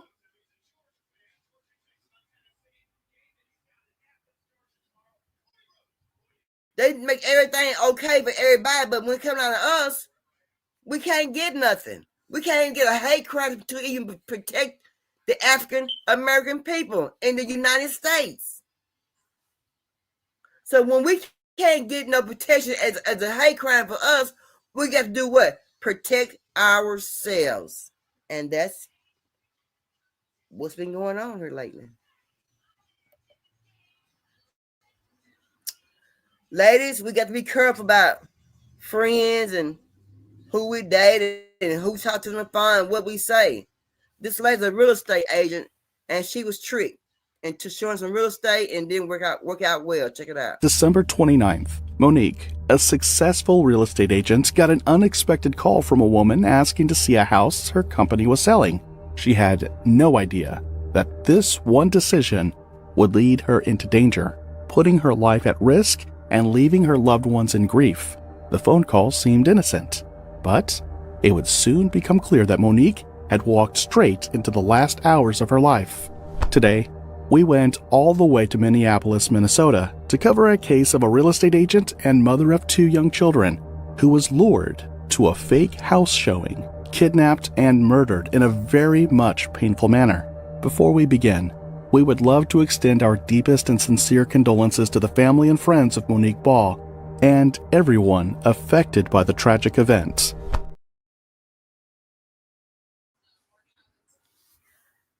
She was led to a house. Somebody wanted to see some real estate. And she was led over to show the real estate. They unalived her. But I can say one thing. She was a very, very beautiful, beautiful woman. And my prayers go out to her. Y'all got to be careful. When you're a woman or even a man and you're in real estate agency and somebody wants you to show them some property, take somebody along with you. If they just got to sit in the car, take them along with you.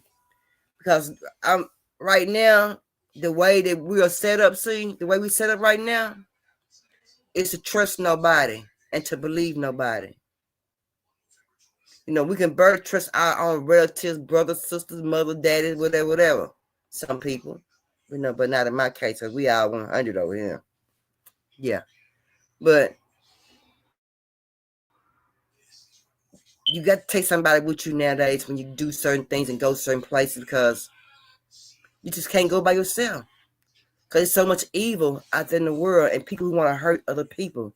Yeah, I know, right, Tori? Shake my head. People want to hurt other people. And you find good people that don't be meaning nobody no harm, and people just go and just hurt them because to get their own benefit, to get that rush or something like that. And that's crazy, y'all. How y'all feel about Gabrielle Union? How you feel about Gabrielle Union and Dwayne Wade? How y'all feel about them?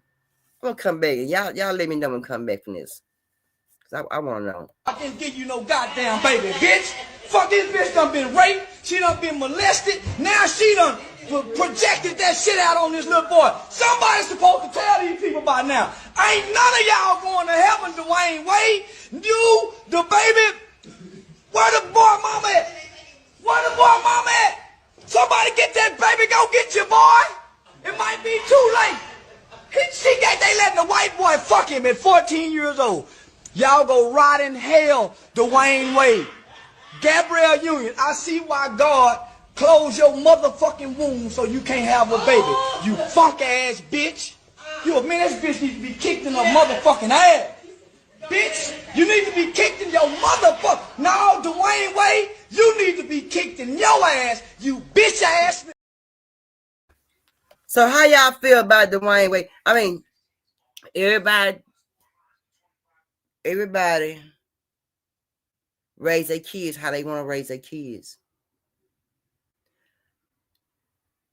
And every kid have a right to be how they want to be. Every kid know what their body feel, what their mind feel, or what their heart feel. So, is he wrong? Yeah, they strange. Is this crazy man wrong? I call him crazy man. Charleston White. Is he wrong for how he feel about that, y'all? But my thing is, why did he blame Gabrielle Union though? Why did he blame her? Why? How can you blame the mother when a child have their own mind and can speak their own words of what they and how they want to feel and what they want to be and what they see and what they think and things like that? Who are we to change a person's mind about the way they feel, right? So why is Charleston White in such a big uproar about how they let their kid dress or act? I feel like it ain't your business. Shit, it ain't your kid. Why you worried about it? You know what I mean? But it's strange if that's your child biologically and you let a lady come in there and switch his mind of being who he want to be. I understand. Tari said he was right. But Tari, I mean, do you feel like it's Gabrielle's fault? Do you feel like it's the daddy's fault that they let that happen and let it go on and didn't intervene? It didn't intervene. Who fault would you say? Who can you blame the fault on? Who can you blame? Who can you point your finger at on that? To me, you really can't blame nobody. But I can only blame the person who purchased the clothes for their child. That's the only person that I can blame. Now, I can't blame the kid for feeling the way he feels and the way he want to be and things of that sort. I can't blame that on that baby. But what I can blame the parents about, they want to buy the clothes. See, little y'all know I got a nephew. I don't know what you want to call him, whatever, but he dresses wigs, heels, things of that sort for skits and things like that.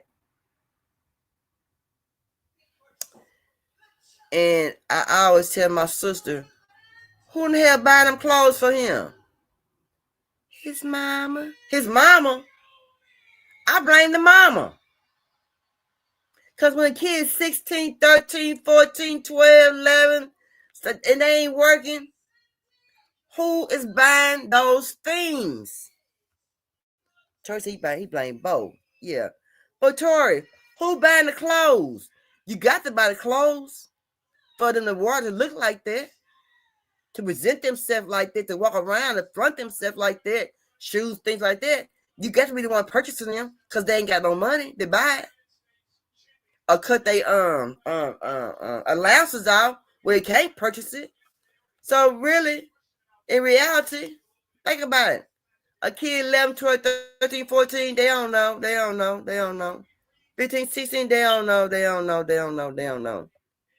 So my thing is, I kind of blame the parents a little bit because they are purchasing the clothes, the shoes, the hair, the wigs, the eyelashes, the makeup, the fingernails. I blame the parents. You think by now she ain't say that. But Jay, who is this behaving? She has to be like, who is this behaving? Because this shit he throwing up is facts. You do know his family. I see it. You do know this. You do hold this. So how could all of this, I don't know what women's place be now. I'm quite sure she went in the bathroom and looked at this shit and been like, man, the fuck? You know how girls talk. Girls talk like that, right? You think Kelly ain't say, girl, look, B, you see this guy right here? And he kind of handsome and cute too, look. You know what I'm saying? She probably was like, who this? And he brushed it off. But as this shit keep growing and shit keep getting more facts, and she steady like, wait a minute.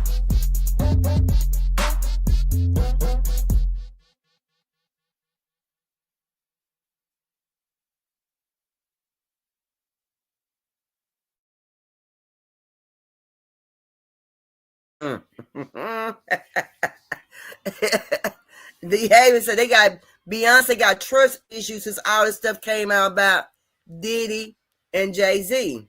When you think, Tori said, that's why I said both. Okay, Tori, yeah. When you think that she would have trust issues, but see, Jay-Z and Puff Daddy been friends, and they've been together, baby. They've been kicking it for a long time before B, we gonna call her Beyonce. They was friends before she even came into the entertainment world. They knew each other from day one. See, she just was a fill-in. So they all this could have happened. And she might have been jealous of old boy, of the friendship that they had. We don't know. But we know how close of a friendship they did have, right? Right. We knew how close of a friendship they had. We knew. Let me go to the commercial, y'all, right quick. You like it what you see? Everything designer, that's on me. That's why when I walk, looking like you, just trying to fuck. Yo, this trip got you in heat. It's jumping, baby girl, hop on this G. Yeah, you know that I'm gonna be. All these trips got you as a heat. Cause I don't kind of love. Yeah, I like them old girls right there. That's some smooth old girls right there. I like them ladies right there. Yeah, I sure do. They some beautiful women. Chris Brown. Y'all, Chris Brown been in a lot of trouble, y'all. Chris Brown. But he ain't been in a lot of trouble. Been a lot of talk about Chris Brown. Y'all hear me? I like Chris Brown. She probably had trust issues with him. Right, Tori, right. And I've been hearing some bad things been coming out about old B, Bay, Yella, country girl singer, whatever. But I just know them country songs didn't work out well for them. Them clear people said they ain't want home. They're trying to take the nose. She can't come and take over that country western. And I don't blame them. But Chris Brown, yeah, I like Chris Brown. How y'all feel about Chris Brown? Do y'all feel like Chris Brown? They be trying to bring up that back up when Chris Brown and Rihanna had got into it. They be trying to make that resurface and stuff like that. I ain't no say. I ain't messing about Chris Brown. I like Chris Brown, but they said Chris Brown was at some of them parties too, y'all. He was dancing and twirling all around on his toes and stuff. I don't know how true it was, but I like Chris Brown. Chris Brown is now about to have a quiet on set type documentary. You want to know what's funny? No, please, yeah, I needed your take on this. That's even happening. I know. I said, what the fuck? Give me your take. I hate the fact that even me advocating for him might bring him more pain. They hate him. And Usher is like, he's the poster boy for fucking booty hole baby oil and butt plugs. Like it's, and Chris Brown, and they keep trying. They did the same thing to Michael Jackson. They did the same thing. For him, it was children. And for Chris, it's, you hit Rihanna. You a bitch beater for the rest of your life. No weirdo. Like, it's, we don't care if you're talented. We don't care that you don't hire lookalikes to come and do your concerts after people paid all that money to see you, like Usher did. Anybody who wants to watch that needs to take into consideration that we live in the age of AI. And you can make a human being say anything you want them to if you have enough picture frames and if you have enough voice. Like, for instance, honey, do you have that voice clip of Tasha K making that open admission? Jaguar Wright was right about that titty shit, and I'm a punk ass bitch forever doubting her. My pussy stank, and that's why my husband left me. Stank so bad. I ran that nigga back to Africa. My shit smelled like elephant nuts, nigga toes, and bad shit. Man, that was AI saying all that. Dang. Jaguar Wright. This AI gonna be real crazy, y'all, and scary. Yeah. So Usher be doing having doubles and on the stage. So that video I seen a while back, y'all seen a video a while back, y'all. And it showed a picture of Usher, we gonna call it that boy. They showed another man that looked kind of like him, but it wasn't him. But it looked like him. So they putting these AIs out here, y'all. They are. So y'all be careful. They putting them out there. Yeah, what the hell, right, Tori? They putting them out there. And we ain't gonna even know. And how we ain't gonna know? Because we in the audience. Like you been in the audience, you can't know nothing about being in the audience. You can't see that good in the audience. Of course, you can be fooled with the wrong person on the stage. You ain't gonna know. How you gonna know? How you gonna know? You ain't gonna know until you go and watch the video and zoom in, and you see somebody with a mask. Or they say you can see the mask in the corner of the eyes. You can see where people got a mask on, a lookalike mask. It's gonna be crazy, y'all. And don't forget, when people call your house and say such, you say yes or whatever. Don't say yes. Hello, is this Perp? Yes, this is her. No, don't say that. That's mean when you might be giving somebody the okay for something. When you say yes.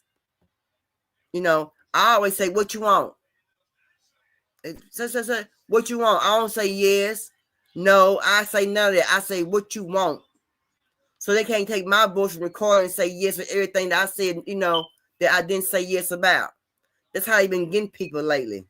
Yeah, I'll be careful about when you say yes and no. Just say, maybe. This may be, who is this? What you want? You can't say yes no more.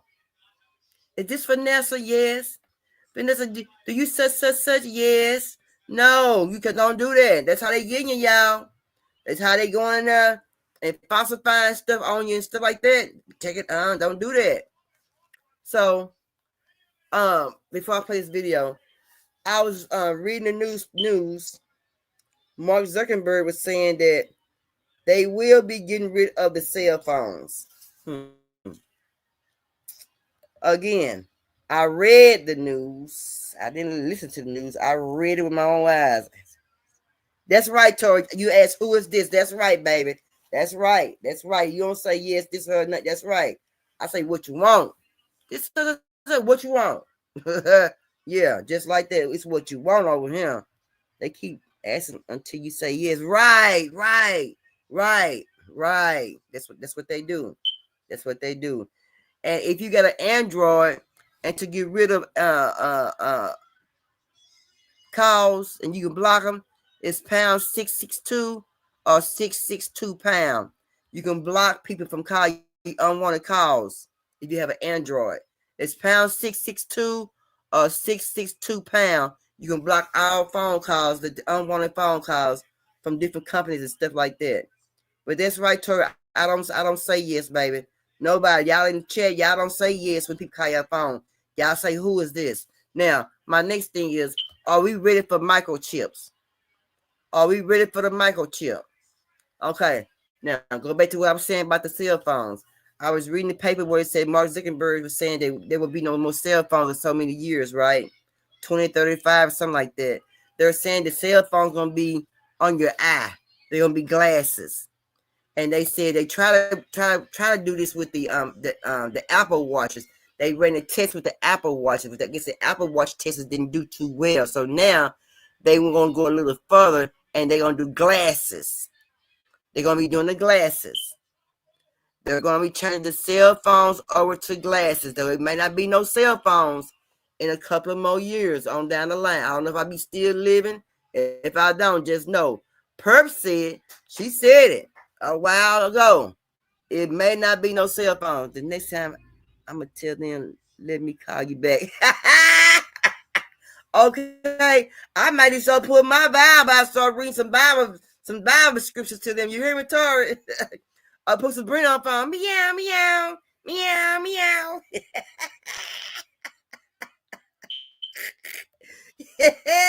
That's what I might be doing. You hear me? But yeah, we don't want the mark of a beast on us, y'all. We don't want the mark of a beast on us. But they working on it. But anyway, Zuckerberg said that the cell phones are gonna be glasses, and the phone's gonna be in your pocket. You're gonna be able to talk on your phone. You can be automatically go by your glasses only. And they trying this right here. So just like I said, when they had the Apple Watches and the Apple Watch didn't work too good, they had to go to something else. So just like I said, you know, it's how it's gonna be. Even with the they're trying the robots out. I said they had made Donald Trump house on the premises. They had him at the nail shop. They got him in the warehouse, the driving forklifts. They got him in the restaurants. See, they run that right now for so long to try to work all the kinks and kinks out and see how it will operate, how it will work, and they probably timing it and putting things down that what need to be worked on and things like that. And once they get all them bugs worked out, child, and they say they got 100%, 100% on the robots we put out, you ready? Right now, they're just trying to get them out and work all the kinks and kinks. That's right, Tori.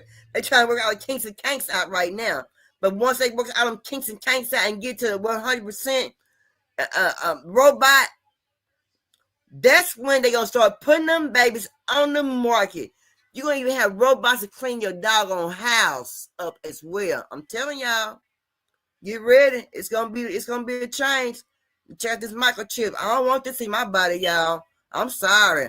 I don't know what the heck I'm gonna do, y'all. What y'all gonna do? Here's a question. Would you let someone implant a microchip into your hand if you would receive $2,000 a month in return for getting a chip put in your hand? You heard me right. We'll give you universal basic income, basically.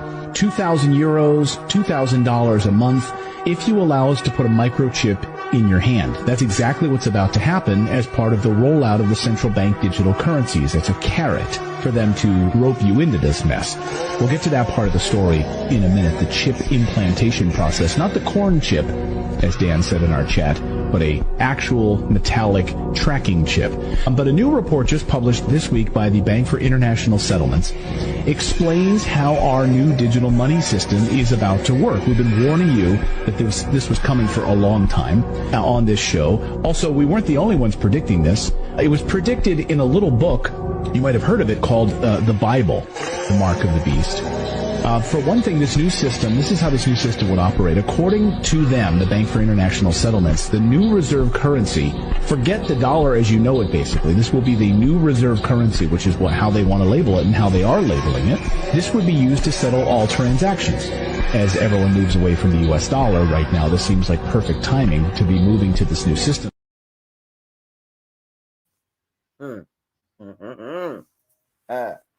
I think we talked about this before, right? I talk about this all the time. I always speak of this.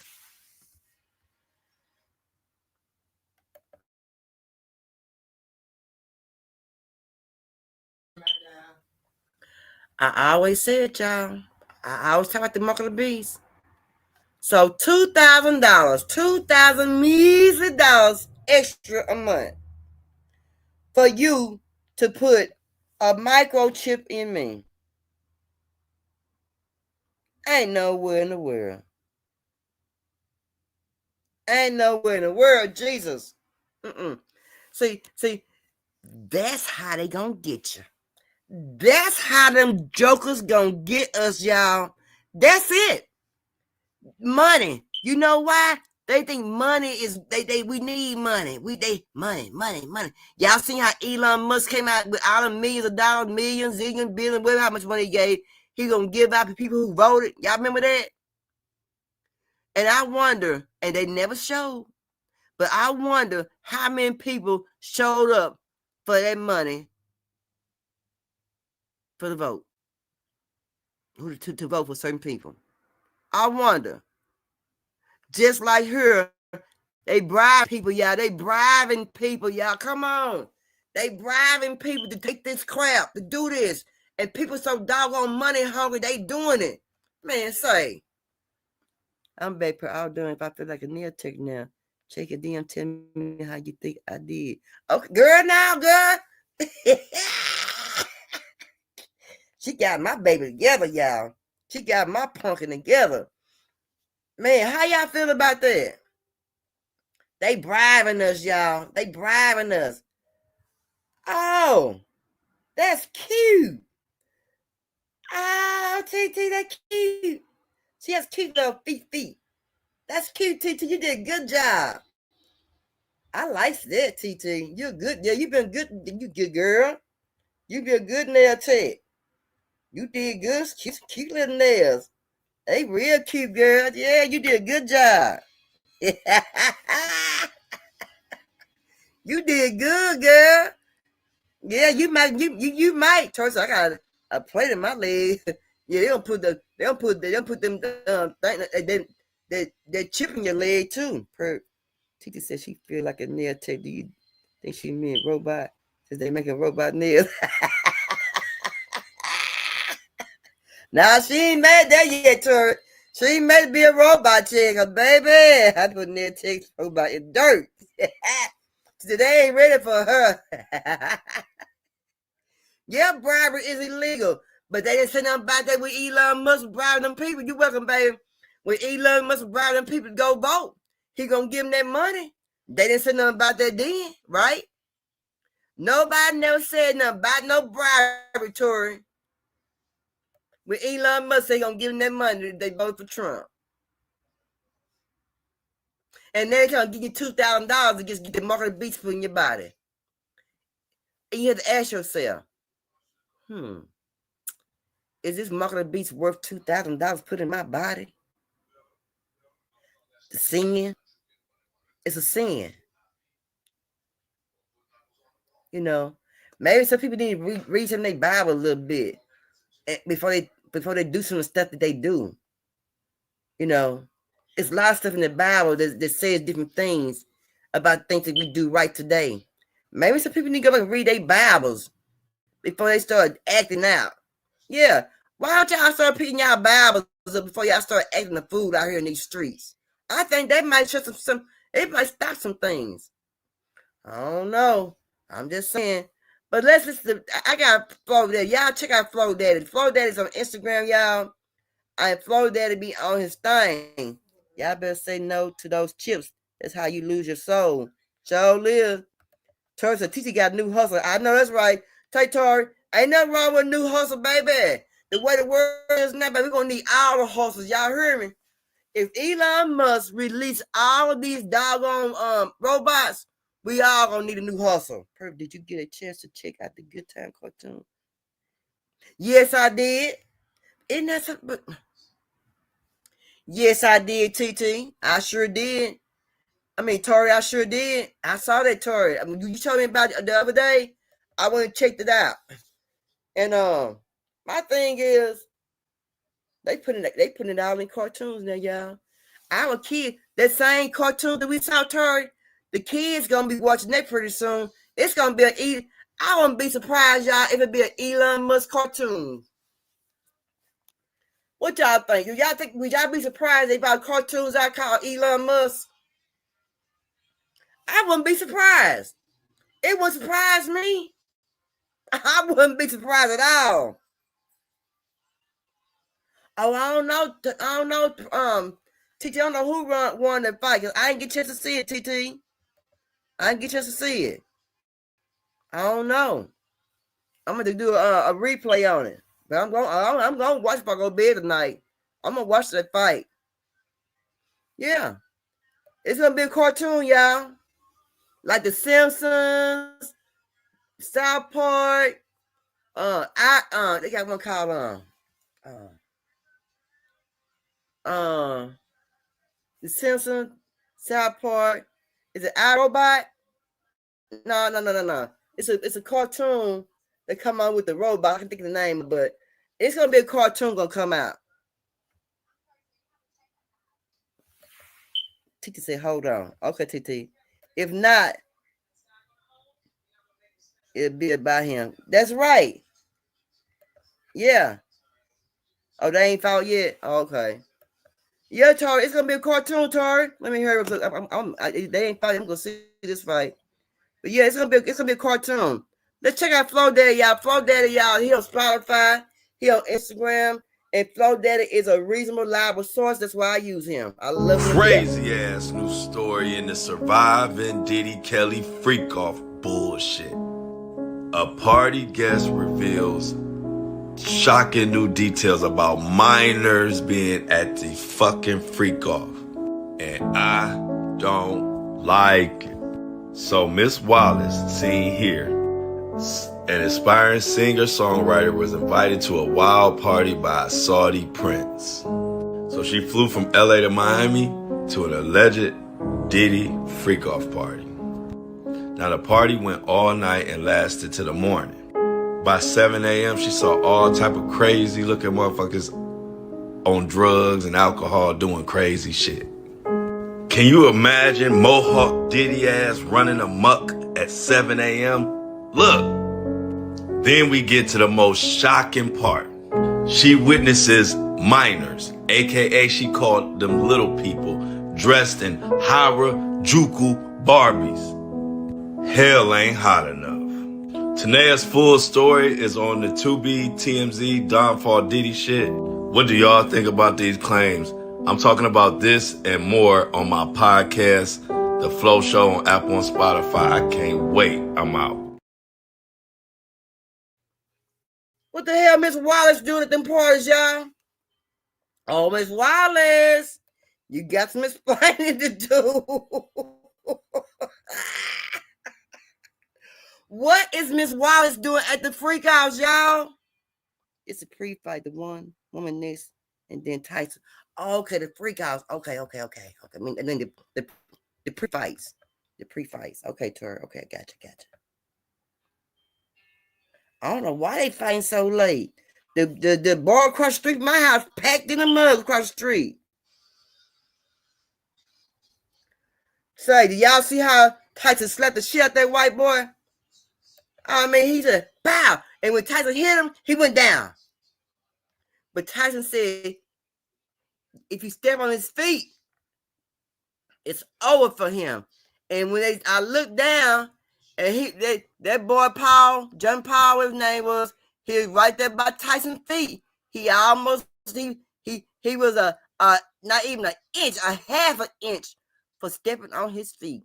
Tyson don't like nobody stepping on toes, he said. If y'all didn't know, then you heard him pay a perk. Tyson don't step on Mike Tyson's feet. That's a no. He don't like that. Tyson said Mike Tyson wants to with his boxer briefs on, where he had on his boxer drawers on. He walked up like he burned and walked. He walked up there, pow. And when Tyson slapped his ass, he went down. It was so I guess that's a natural reaction for a boxer. When you hit a person, you break down to that fight and defense mode fight, you know, that mode fight. You know what I'm saying? But yeah, he slapped that boy, my boy. He slapped that boy so hard, y'all.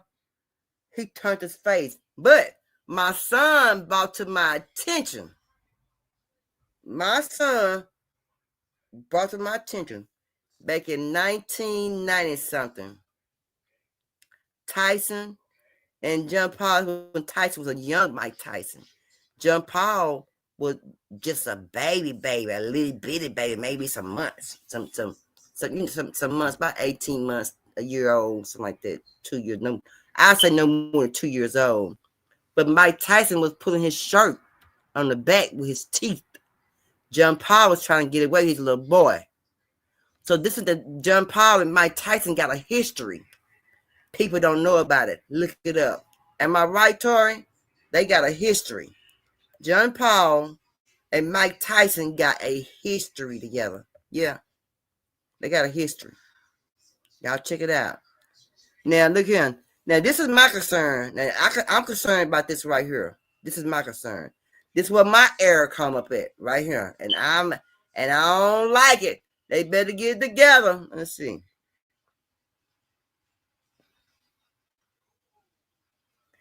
Oh, I thought Tyson said if he was stepped on his feet, he stepped on his feet, and that's why Tyson was at his feet. Oh, when did he step on Tyson's feet? But he didn't do it when he slapped him. He must did before then. Is that right, Tori? It wasn't the day. It wasn't at the time he slapped his right, because I didn't see him step on his feet when he slapped him. He said if he would have stepped on his feet, but did he step on his feet before or something like that?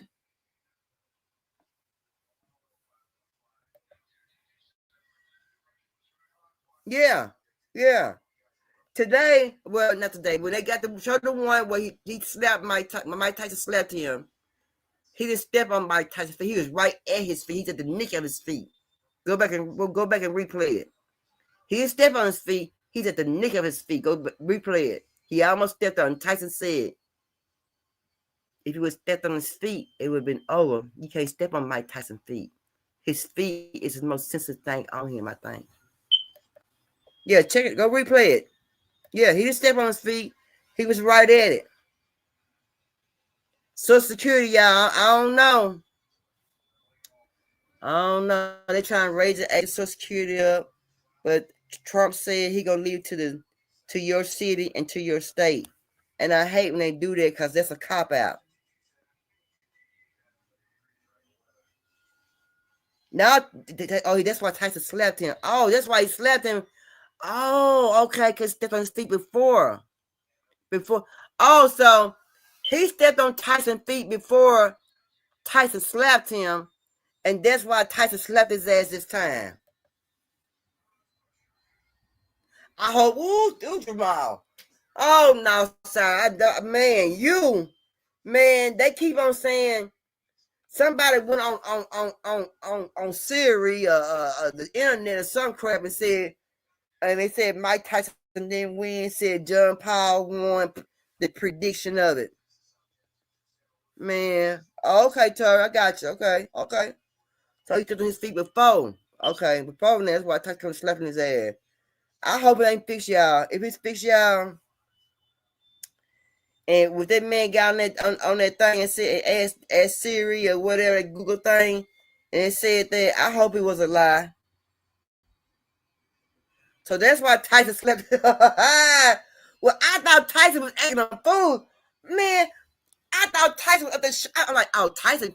Oh, Mike Tyson let him know, man, you a young buck. You ain't got nothing on me. Pow. But I didn't know that's why he slapped that fool. Oh, now I know why. Now I know why. Okay, Tori. Okay. Now, okay, I got it now. I got it now. Okay. Man, appreciate you. Man, I'm glad I got it. Man. This is all a scam. I mean, we got people that's getting ready to retire that's going to try to live off $2,000 to $3,000. Impossible. Because what happens, it comes up here, we spend it. We're $35 trillion in debt. We don't have any money. We're dead broke. we are in huge trouble. In this body, we had better start figuring that out, because we're going to have a run on this city here soon, and there's going to be about 150 million people coming up here saying, where's our damn money that we paid in? I could have put my Social Security money 40 years in tax in the market and probably be worth 8 to 10 million today. But the federal government wasted it. People are going to have to work, continue to work longer and longer. Am I right, Ms. Ginger? Can you say something about Social Security? Yeah, and I'd like to point out when Social Security was first founded, those who established it was started out as a 2% tax, and they said this will never take more than 6% of your income. Today it takes 12.4%, and depending on whether you go with CBO or Social Security trustees, it needs to take between 15.8 and 17.5%. Say, man, hey, I'm mad. I hope I can get like close to 2 G's on Social Security. But how? Shit. And they keep giving my money away. Huh. I heard it's fake Paul. Man, it's fixed. Man, it better not be fixed. Man, I'm gonna be sick, y'all. Say now outside and Tara, I'm gonna be sick, y'all.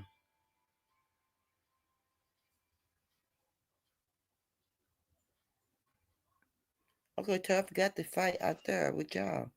Oh, it's in Texas? Oh, girl, I didn't know. I've been on sleeping sliding, girl. Shay said 100% sure Tyson would win by a knockout. Man, I don't know, TT.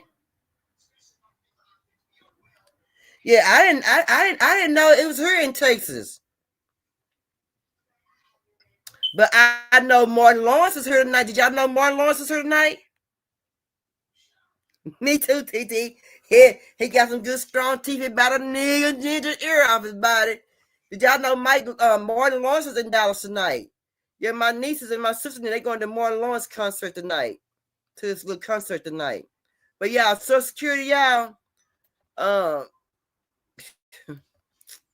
Man, they really screwed us over on Social Security, y'all. I feel like, they knew what they was doing, the Democrats, when they started giving that money away at the Cowboy Stadium. Yeah.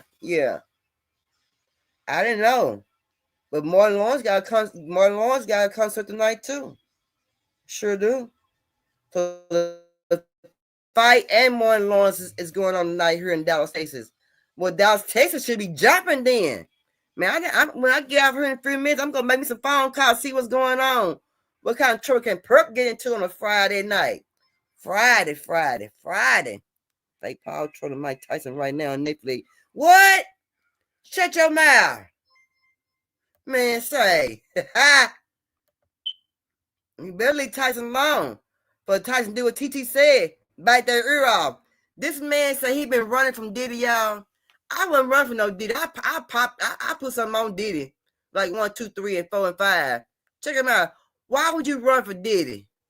And his bodyguard pulls his sports car and runs me off the road. So now I'm on an island, the trooper, and we get out of the vehicle. Lance gets out of the vehicle, but that's the moment we realized he was not alone. It was not just Puffy and bodyguard. There were 4 other cars. They were loaded with guys. The next thing I hear is pop, pop, and then Lance says, gun, gun, and it's all going down at the same time. And for the life of me, how I got teleported out of that situation, I don't know. But I jump back in my truck. Lance jumps back in the truck. I jump over the island. Now it's a hasty car chase. I'm on sidewalks. I'm going down one ways. It's 1 o'clock in the morning. There's not a lot of traffic, but the traffic that was there, I was able to basically escape this guy and his goons. That's what happened that night. It's an incredible account, and it's very detailed as well. So I'm assuming that you've included all of these details in the lawsuit. The only question I have for you, DeWitt, is that the statute of limitations on assault is usually about a year. DeWitt said they were chasing him down, but y'all know what? This is about the 3rd person I've heard say Diddy done chased him down with the bodyguards.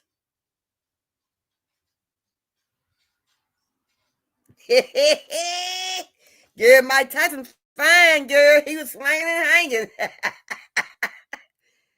He said Mike crying about his witty talk. You have to show that.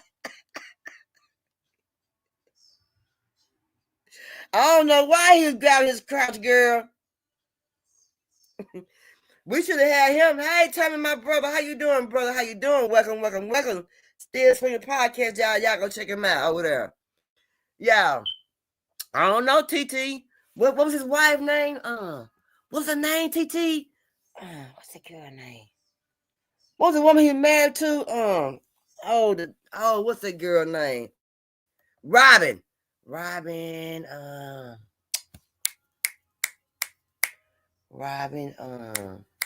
I can't think of Robin's name. I mean, her first name was Robin. She was stuck up on herself though. I can stand her butt. TT, don't turn this into a way, TT.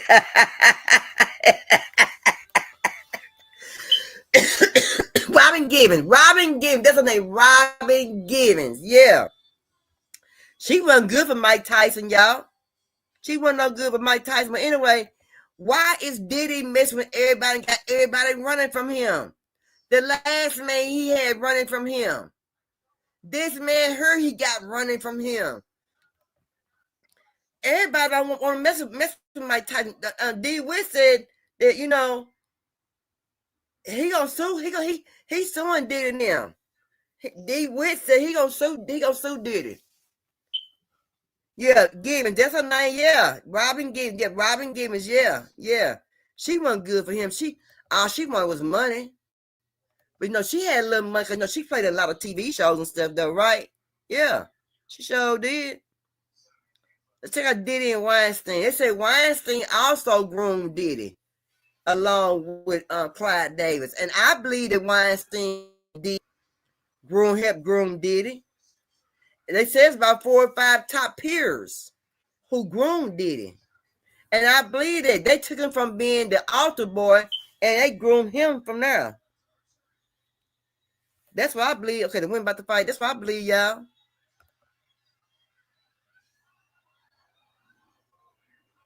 Well. The FBI is looking into the Diddy and Harvey Weinstein connection. Of course there's a connection. Perverts of a feather flock together, and I don't like it. The FBI is looking into what the hell Mohawk Diddy was saying to Harvey Weinstein in this picture. No, but seriously, the FBI is looking into what connections did Diddy and Harvey have in this freak off, in this bullshit. Did Harvey Weinstein pass down the blueprint?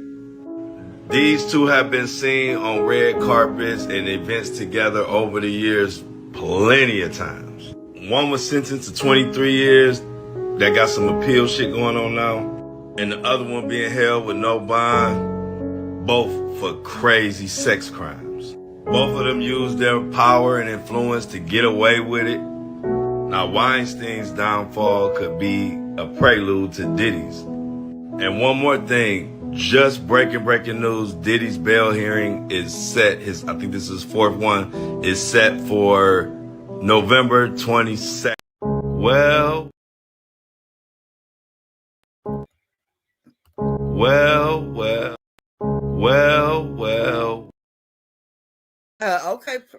Okay, StreamYard, I ain't mad at you. I'm still paying my StreamYard a little late. I'm gonna see how they work out. But yeah, y'all. Yes, the goons, TT, the goons. Yeah, the goons. The goons. Yeah. He put his goons out there. Sure did. So yeah, I truly believe that Weinstein has something to do with it. Maybe a lot of them did. And y'all, I truly believe, I may be wrong, I'm sorry to say, but I believe Quincy Jones got away.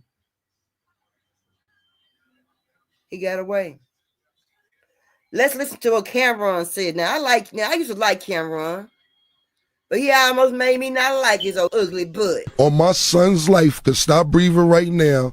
Puff had a brownstone, I believe, on 35th Street and like Park Avenue between park. It's some brownstones down there. I believe 35th or 36. And Mace was staying there. And I went to go meet him down there one day so we could bust a move. This is when he just signed with Bad Boy. He didn't even have an album out yet. He was just getting signed.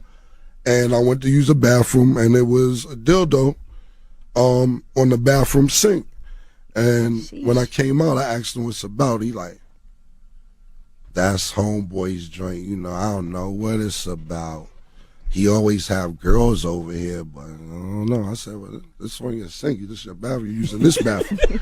I don't know where his bathroom at. You know what I'm saying? Man, I like Mace. Mace is a very talented man. I'm sure Mace probably did some things he wasn't proud of. But Mace went to church trying to get himself together, though. You know, we all got a right to try to go to church and get ourselves together, get our life, turn our life around, right? Right. That's what But I like Mace. But did he turn people to things that they didn't want to be into? You know what I'm saying?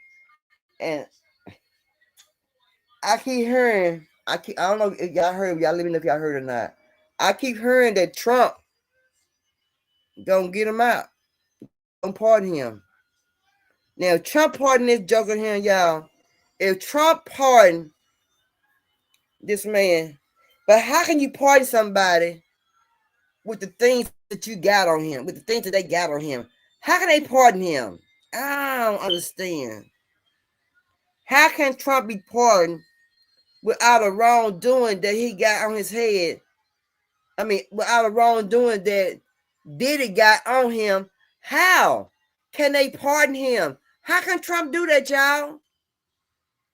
And anybody can be a freak. Anybody can be a freak. Whatever you want, how you want to be a freak nasty, that's your business. But it would come down to the kids and the ape drugs. That's where my concern come in at. You know, anybody can be a freak. They have freak parties all the time. They used to have them down here on Greenville. Threesome down here. It'd be a little club. I can't think of the name of the club was, but they had a little club down here on Greenville, on Lower Greenville, where they had threesome. They went there and did their thing.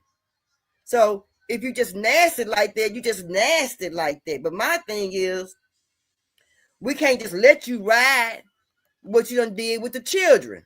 We can't let that go. I don't know, Tori. I don't know. That ain't what I've been hearing, though. That ain't what I've been hearing. I've been hearing they gonna let him go. And I'm trying to figure out how you heck you gonna let this ninja go with his dirty butt. You see what I'm saying? I mean, it's plenty of freak outs. Tori, remember that club down there on Greenville? And you go in there and just have threesomes. I can't think of the name of it, but back then, that's when Pandora Box came out. Y'all remember the movie Pandora Box? That's when that movie came out. And they used to go out on Greenville. And it just be a little club. And you go in there and they just have threesomes in there. Now, if you do something like that, that's your business. You know what I'm talking about? But when you start putting kids in it, that's when it's different. That's not excusable. If he get out, there would be atrocity. I know, TT. I know. And then I think you think he got to worry about somebody doing something to him now? Yeah. I think he'll really have to worry about somebody doing something to him then. That's what I think. Shit. Say what? But you know what I'm talking about, right? Yeah, that's right, TT. They had 1 and 2. That's right. I saw that. I saw them, TT. I saw both of them. I saw them. And I watched it more than one time. I watched it more than once. I remember before everybody started getting a hint of it to check it out. I was watching it way before everybody started watching it. I was watching it then. Yeah.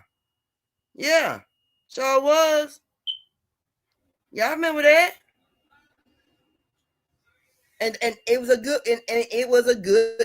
a good movie. It was that's it, TT. That's it, Taurus. That's it. Now wasn't that TT? Then tell me if I'm right or wrong. Was that a good movie or was that a good movie? It was a good movie.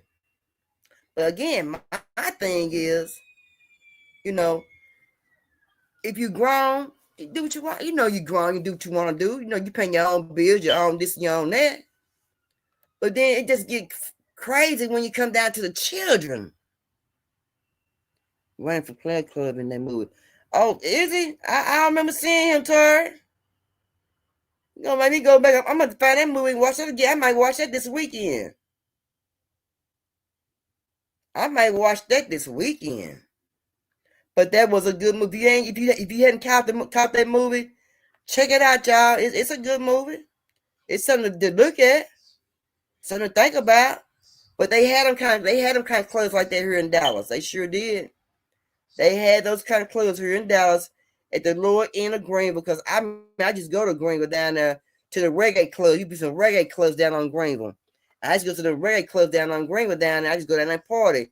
And they had that club down there. I can't think of the name of that club, but I remember that doggone club. I remember that club. Teacher said it's based on Spring Club and that's not illegal. Illegal, just a little more strange. But Diddy was drugging people and forcing that on them. Right, TT, right.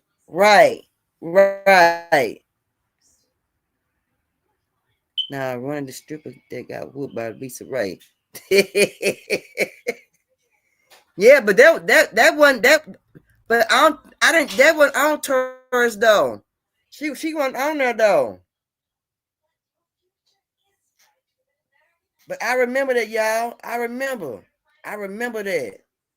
And y'all may not remember. I remember that crap. I sure do. I remember that. I remember that movie. Yeah. So Taco Bell. Go Taco Bell. You gotta be careful, y'all. We just never know him Taco Bell. Hey, it's best to order your food on the app nowadays. I don't know. We just ain't safe. A DeSoto woman shoots armed man in the face who followed her home from Taco Bell and tried to force his way into her house.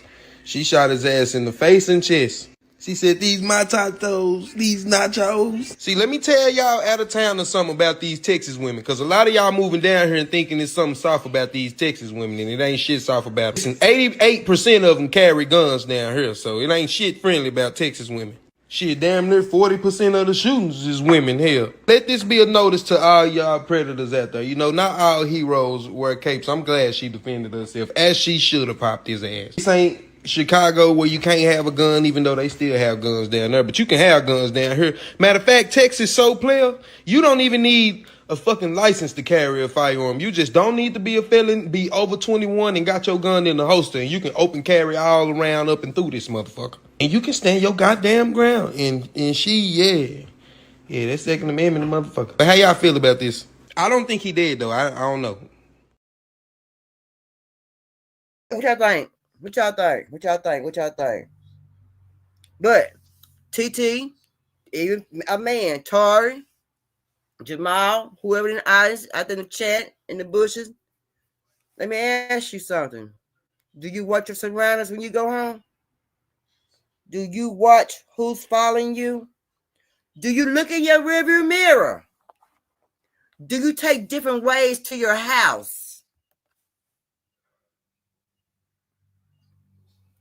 Do y'all? Me, I don't come home the same way all the time. I always look in the mirrors. Do y'all? Do you? Women, it can go for a woman. It can go for a man. It can go for your kids. A teenager driving home. Boy, girl. Tori said, yep, I do too, Tori. I watch in the mirror when I'm driving. You don't never know who's following you. Especially the man see a woman in the car by herself. She looking all sexy and good. You know what I'm saying? She don't see no man up in there.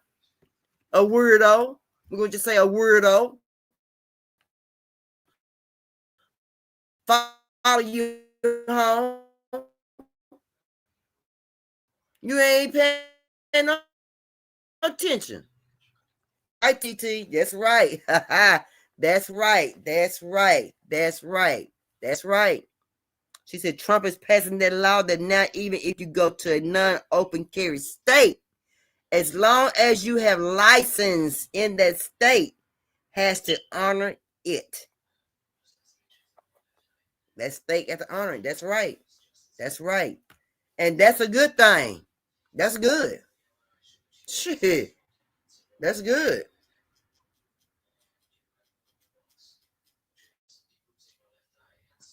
They got a map, y'all, called a gun law map. And that map tells you it takes you to different states where you can be legally carrying firearm and stuff. So y'all check the maps out. They got maps out there that will help you out with with some of that. Yeah, most definitely got that out there, y'all. I'm telling y'all.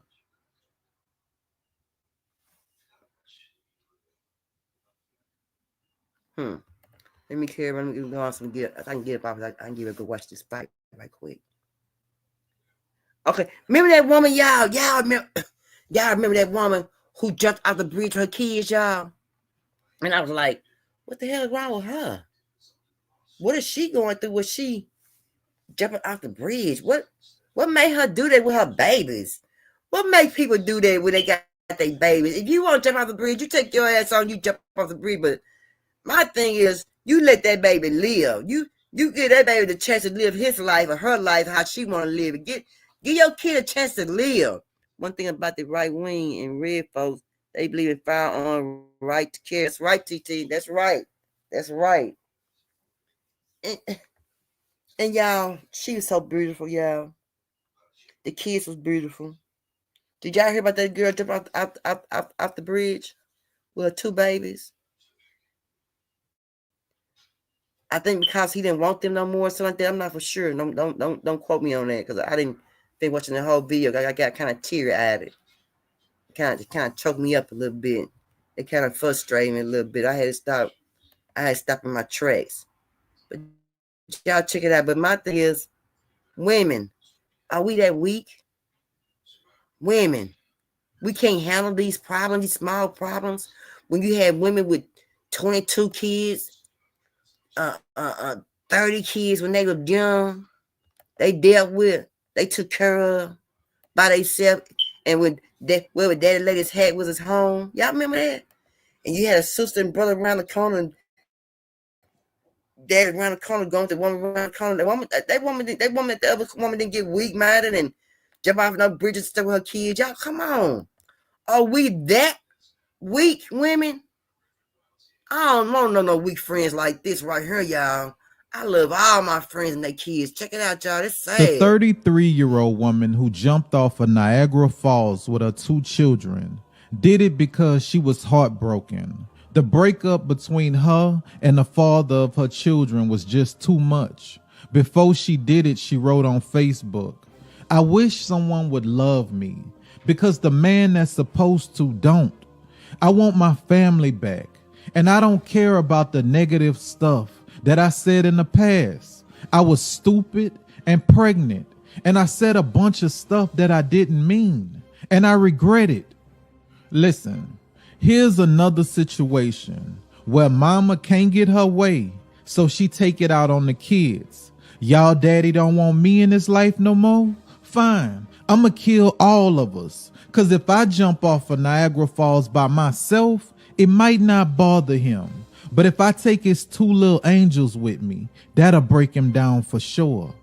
This is the mindset of parents these days. All that, I love my children more than anything in the world, that's over with. Nowadays, it's, I love my children as long as I'm in this relationship. Hear me out. Be careful who you push out your life. Don't let your attitude be the reason that you live the rest of your life with regrets. It's not a lot of good people out here. So when you find one, you better treat them right, so you don't have to jump off of Niagara Falls to get attention from somebody you broke up with. Y'all. Women, Are we that weak? Let me holler at my homegirls. Y'all come in, homegirls. Let me holler at y'all for a minute, homegirls. Y'all come up in here. Let me get on y'all asses, cause you can't be weak like that. Come on in. Just come on in, women. Share it with your homegirls, your weak homegirls that can't live without a man. Why can't a woman live without being weak? Why can't a woman live without being weak behind a man? Why can't her kids get a better life because she's weak behind a man? Why can't you just unalive yourself and leave the kids behind because you're weak? Because like that man said, he wouldn't give a damn. But if I take his kids with me, then he would care. And then it would hit him right where it hurt.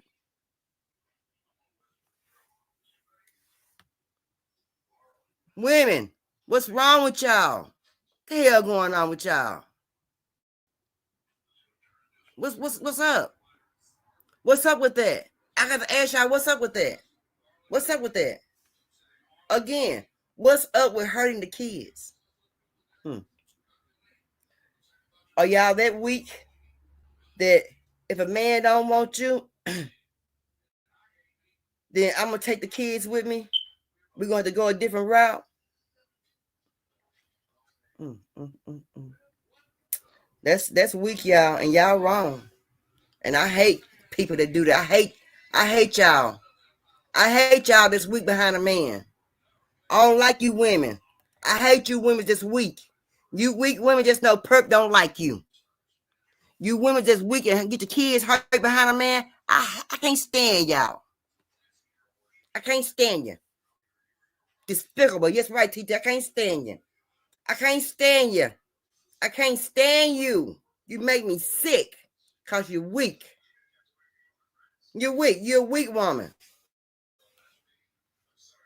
Now, because he didn't want her, he didn't care. She take the kids, and she was beautiful. The kids was beautiful. Beautiful. But you want to unalive them because you're going to try to get him where it hurt. And you feel, you know he loves his kids, but he don't love me. So I'm going to get him where it hurt, like that man just said. Man, say. Y'all some weak women.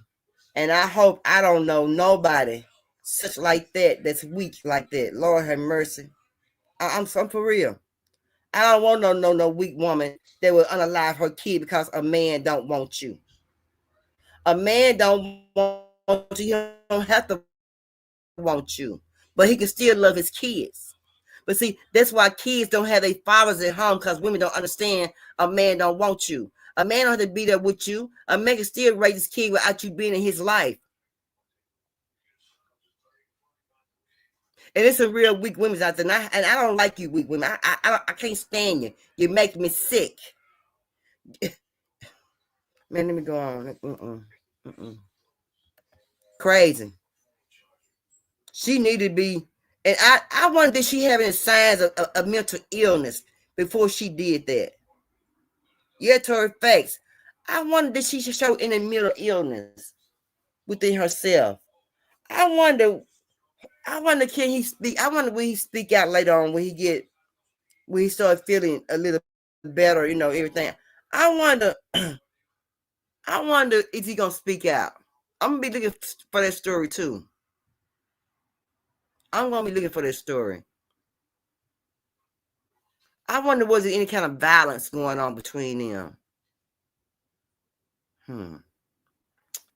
I'm just trying to figure out what would make a person go that far to get like that. I wonder, did she show a weakness before they happened? Or was she showing any kind of going through any emotional things when they happen? Or I was just wondering, did anybody take any notice? Did she do anything that was out of the ordinary that she shouldn't be doing before she went to that bridge and jumped out the Niagara Bridge? I wonder, was it anything something that somebody probably missed in a mental illness that was going on? Or was she on was she on meds or something like that for anything like that? I wonder. That just run through my mind. I wonder.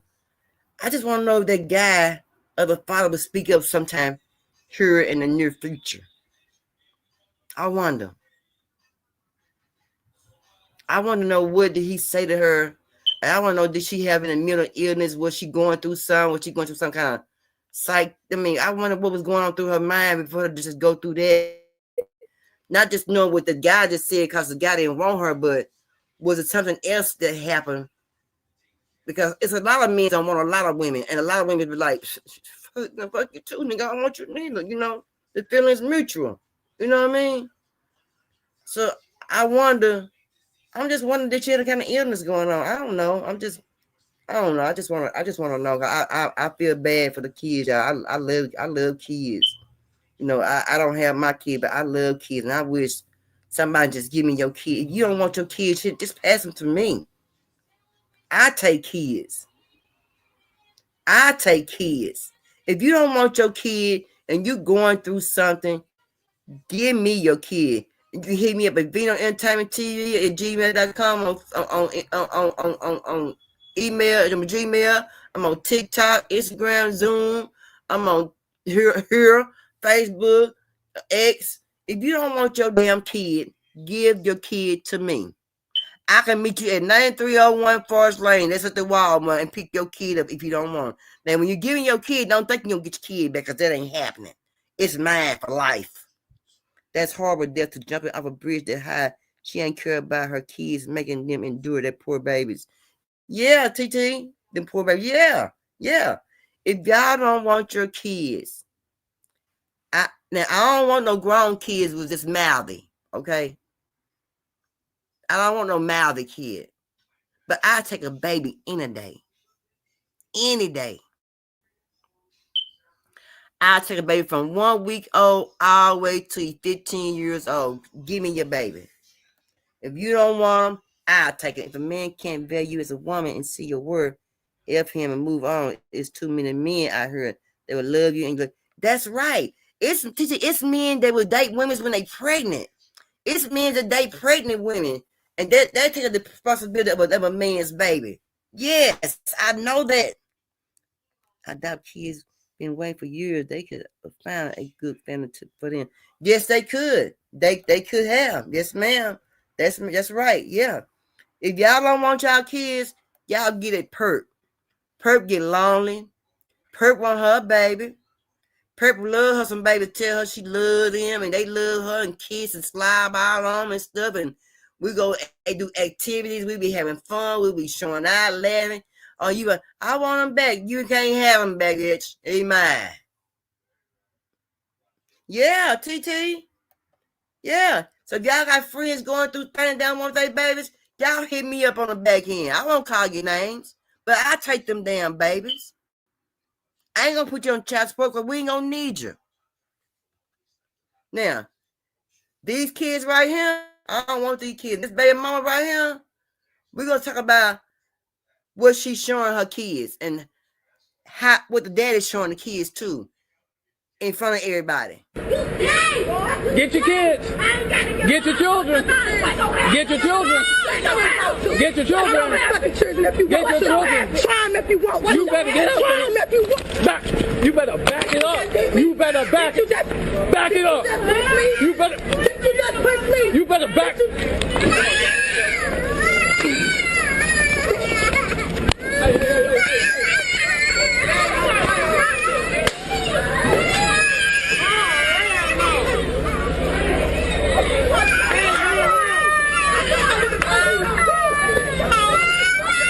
You better back it up. What's the matter with you? What's the matter with you? Hey, cool. What you doing, man? My baby's right there. You tripping. For real, my baby. I'm gonna let that sink in for a minute. Let me put this up here. Because, you know, this is everything over here that we do, y'all. It's educational purpose, you know. But we just want to make everybody aware what's going on within the world. That part. Man, y'all. Let's talk about it. Let's talk about this right here. Now, The man told her to get back. But see, she runs up on him. See, you women, you badass women, see. That's what's wrong with some of us women. Think we can beat a man up. You know, he ain't gonna do that. He can't whoop me. This is what's wrong with you women right today. Okay? Is that daddy he need to whoop somebody's ass? That's the dad, TT. But TT, the man kept telling him to get back, and then something must have happened when she started. Then she ran up on the man, started fighting the man. Let's watch it again, y'all. I think she got what she deserved, but then he hurt the daddy. But the dad was inside the building though, so he didn't know what was going on. Get your kids. Get your children. Get your children. Get your children. Get your children. You better get up. Back. You better back it up. You better back it up. You better back. You better back it up.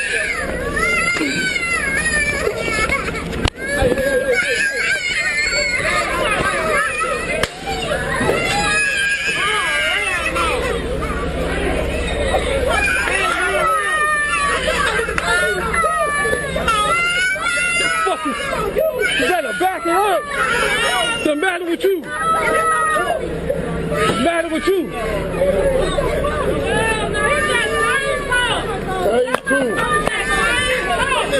What you doing, man? My baby's right there. You tripping.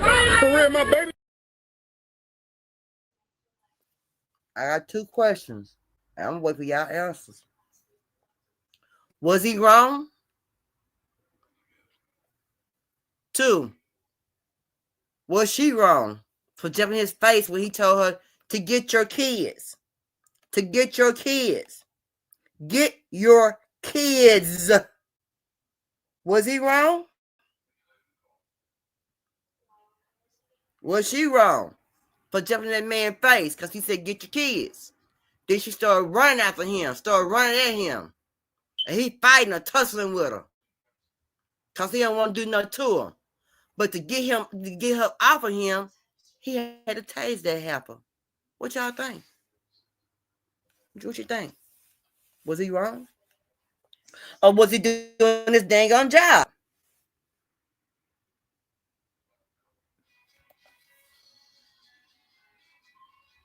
Now he tased her, TT. He told her, get back, get your kids. She started getting mad because the man said, get your kids. Get your kids. Then she started getting mad and started running at him and started fighting that man. He was fighting her to get him up off of her before he tased him. He tased her last. And then here come the baby daddy. Those my kids right there, bro. But get your damn kids. He kept saying, get your kids, get your kids. That's right. She should have got her kids and left. That's right. And because bro said, get your kids, you want to fight bro. They was going, I guess they was in there showing out, I guess, and she wasn't paying no attention. He told her, get your kids. You know how we let our kids do stuff and we won't be paying no attention. And they would say, ma'am, you mind getting your kids? They tell you in the damn grocery store over the intercom, get your kids over the intercom. I guess they were being bad and playful instead and playing instead. He told them get her kids. But see, the daddy was already inside. And she charged at that man. She started talking noise at that man in his face, jumping in that man's face. And she started hitting that man. And he kept on saying, all that man said, he said only one thing was get your kids. By a man saying get your kids, they don't give you the right to put your run up in a man's face and put your hand on nobody. She put her hands on that man first. She touched him first, and he was pushing her to get up off him. Then he had to touch her back with the damn taser.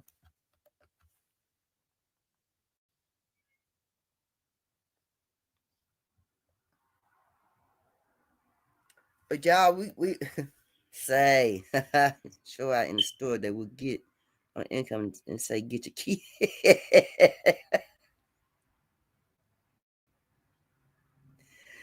But Aaliyah was on no damn, she went on clothes racks and stuff with TT.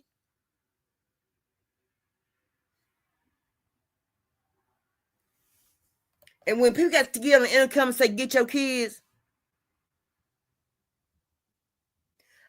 I know that's right, TT. Get out them stores on TT. That's right. Get out them people's stores. That's right. But y'all know y'all can't take your kids to the store and be acting all out. Them folks don't want that in their stores no more. People are scared. People are scared when kids come to their stores and start acting out. People don't want that. They don't want that. They don't want that. And I ain't got no problem with that. The stores, go to the store, do your shopping, come home. He said, yeah, she was 80 HD per bad as hell in the store.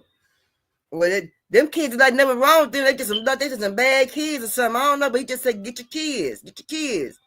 But hey, y'all women can't be rump on these people. Y'all think y'all can fight these men. You know, these men just like us women, and they got all kinds of stuff. The tasers, they got a mace. You know, all that stuff. Say, and we love our kids, right? We love our kids. We love our kids. But y'all, now y'all know about the Ray J and Jamal Bryant thing, right? The preacher, right? So what I heard was Ray J, the Bryant man said some things to Ray J, and come to find out, they saying that Ray J was the one unalive Whitney Houston, and so now Ray J is getting out, putting out that he mad about it, and Jamal Bryant better take it back, and this and that at the church and stuff, and now Ray J saying that somebody is pew-pewing at him. But I don't believe that, though. I don't believe that. I don't believe it. I don't believe nobody is pew-pewing at Ray J. I don't think so. I don't think so. But I do know that Brandon told him to get somewhere to see his 8 butt down. Brandon told him that much. He doing too much. And I haven't never seen Ray J so much since Diddy been in jail. I've never seen, he ain't never been out this much on TV.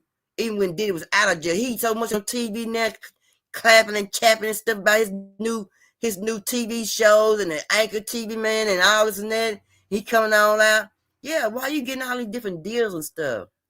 Because Diddy patting you on the head because you holding Diddy down for what he's doing and what he's been doing. You scared to say what ain't right and what he did wasn't right. So you kissing butt, you sucking up. And you know, we do remember that when you was at Whitney's room, Diddy and Clyde was downstairs at the party kicking it. We remember that. Huh? And we remember that Brenda went crazy. She shut down for a while. She ran off for a while. You know? We remember you looking all crazy and stuff, Ray J. Shoot. Remember that? Now Jamal Bryant on your head, boy. I call him a boy. He's a boy. He acting like a boy. Boy. Jamal Bryant on your head. And you can't handle it. And you trying to make him take it back. He ain't got to take nothing. That's a grown man. He ain't got to take nothing back. If he feel the way that what he said and he feel this what happened, he got the right to feel the way that he feel. Can't nobody change nobody feeling about the way that they feel about nobody.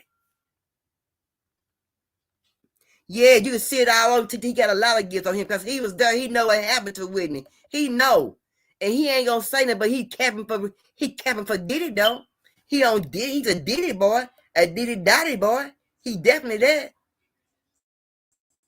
Yeah, check it out. Jamal Bryant, stay on that turkey Why head. exactly is Ray J threatening Real Housewives of Potomac star and pastor Jamal Bryant? And who's trying to kill Ray J? Well, these are two separate incidences that Ray J posted on social media, and now people are reacting. Nothing but love for Pastor Bryant. Shout out to Jamal Bryant.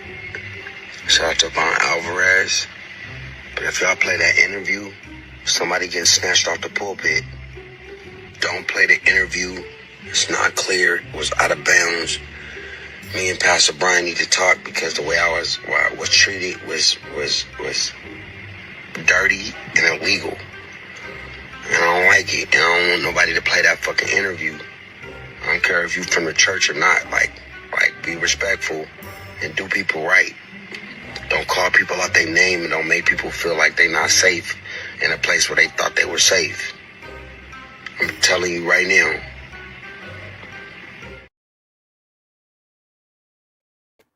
Now, it's funny to me. Now, he gonna threaten Jamal Bryant. But then he comes back and say somebody poo-pooing at him. You get out of here, Ray J. You have to stop it. I'm sick of Ray J too, TT. I'm sick of this joker too. He ain't nothing but a joker. He's a joker. He's a laugh. You know what I'm saying? That's Brandy's little brother. You know, he wouldn't be nothing without Brandy, because we ain't nothing about his old big old head when he was a little boy. And he ain't no good actor no way. Huh. How about that, Ray J? Yeah. Uh-huh. Yeah. And you's a Diddy pay head boy.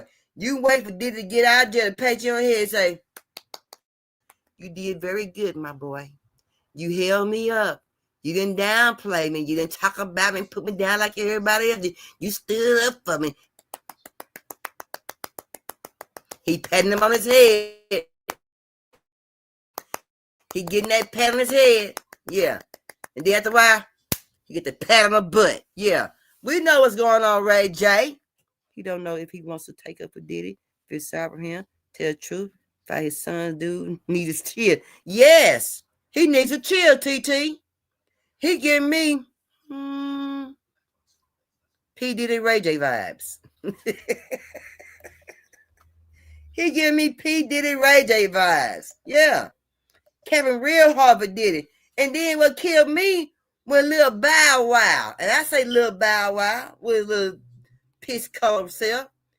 He taking I sure miss them Diddy parties. Yeah, you freak. Yeah. You missed the Diddy party because of that you was screwing everybody at the Diddy party. You was one of the ones whose name gonna be named on the paperwork, I do believe. Bow Wow. Beach Wow. Yeah, one thing he ever did and just was effing a Kardashian, and just because he did it first don't make him special. That's right. That's right. That's right, TT. That's right, baby. That's right. That's right. That's right. I'm telling y'all. But anyway, I don't know.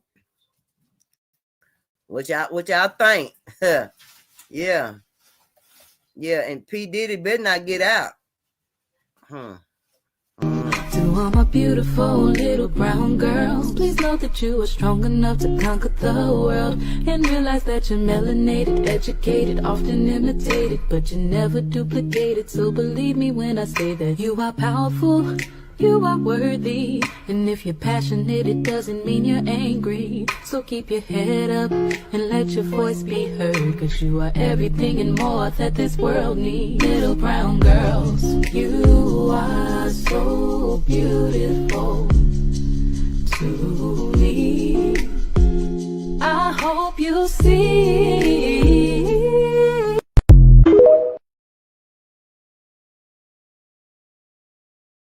My beautiful brown girls. Yes, I love y'all. Yes. Yeah, TT. Yeah. I mean, and my thing is, did it just one person. And it was crazy how everybody just came out when he went to jail, y'all. Do y'all know how many people that came out the bushes that been hiding that we ain't seen for years? I mean, for years we ain't seen. I wonder what Serena been. Even Serena been hiding. What the hell she doing hiding? She been hiding so long, she fat as hell. Yes, y'all. Yes. Y'all, please like, share, subscribe, please. I sure appreciate it, y'all. It's been a wonderful show. Thank y'all for showing up. I sure appreciate it. Y'all know I got much love for everybody, y'all. Y'all hear me? But for 1-2 people. But other than that, I got love for everybody. But If y'all can, y'all see a homeless person out there, y'all in the morning time and out and about, get an extra cup of coffee on your way to work, and get somebody some coffee in the morning time, a little cream, a little sugar, a little hot chocolate in the morning time. And Texas has been kind of chilly, so right now it's getting chilly everywhere. The weather is changing out of the state, so if y'all see somebody on the street, y'all give them some hot chocolate. Get them a hot cup of coffee from McDonald's. You go pick some coffee up at McDonald's from Starbucks. Starbucks kind of high, but if you got that kind, you on that kind of budget, you got that kind of money, give them some Starbucks. Make somebody morning. You know what I'm saying? They have to try and get $1 a coin or two. If you get some coffee, get extra 2 cups of coffee. Get extra, instead of 2 creams, get 4 creams. Instead of 5 sugars, get 10 sugars. You know what I'm saying? Instead of 1 stir, get 2 stirs. You see what I'm saying? You at home, make a cup of coffee, get your styrofoam cup and get some, make a hot chocolate. Get some hot chocolate for somebody. Make some hot chocolate for somebody else on the corner. Y'all just don't know what that would do for somebody. If you see somebody on the corner that need a jacket or a sweater, you send the next day. When I come through the next tomorrow, I'm gonna give him this sweater. I'm gonna give him this jacket. I'm giving this stocking cap to keep the ears warm. Y'all do that. I can't be in every state right now. I'm only in Texas. I don't do what I do here in Texas. But if y'all in other states, when y'all pass by, y'all stop by there and give an extra something out. Y'all got money. And y'all make sure y'all subscribe to the Switching Lanes sector. You hear me? We got Just Me for TT. Y'all need to subscribe to. We got Not On My Watch, which is Watch Tribe. We got Vino Entertainment TV. We got Miss Parker. We got Shank Rock. We got Tony with the Still Swinging Podcast, and some more people that's joining you. So y'all come on and check us out, y'all, and join in with some of the good content and help us build our community on there and everything, and enjoy some of the good content that we all got. But all of us come together. We got good content, share the lives out with your family members, sister, brother, cousin, auntie, nephew, granny, great granny, and things like that. Because we have shows that we don't do no cussing on. We have fun, we laugh, we talk. We don't do no bullying. We give our knowledge of wisdom. We give pleasure. We give love. We make you secure. All that. If you're in domestic violence, you always call 1-800-777-7233. We don't deal with domestic violence. We frown domestic violence. I'm an advocate for domestic violence. I'm also an advocate for gun violence, and also for feeding the unfortunate. And also we talk about being molested over here as well.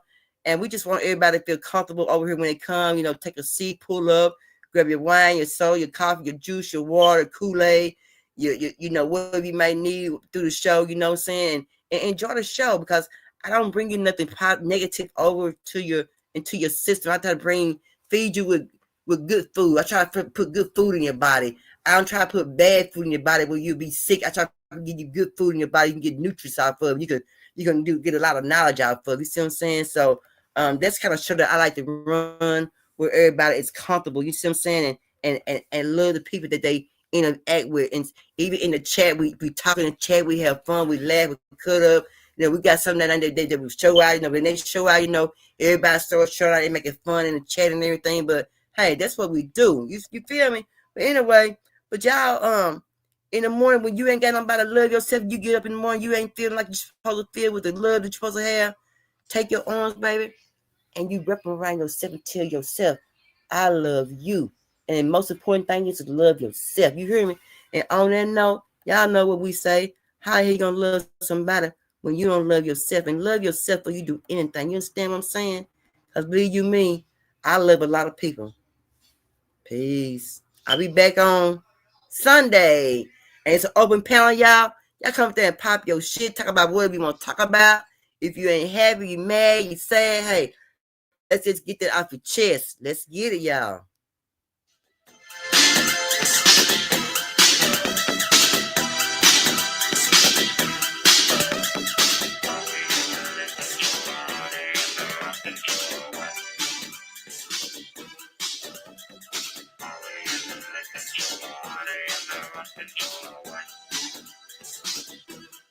Push the button, put the ages down.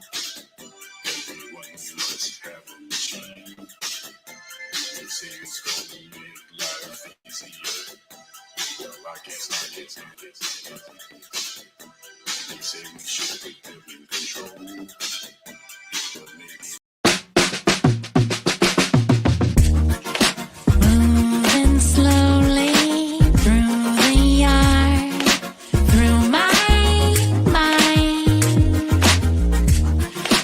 feel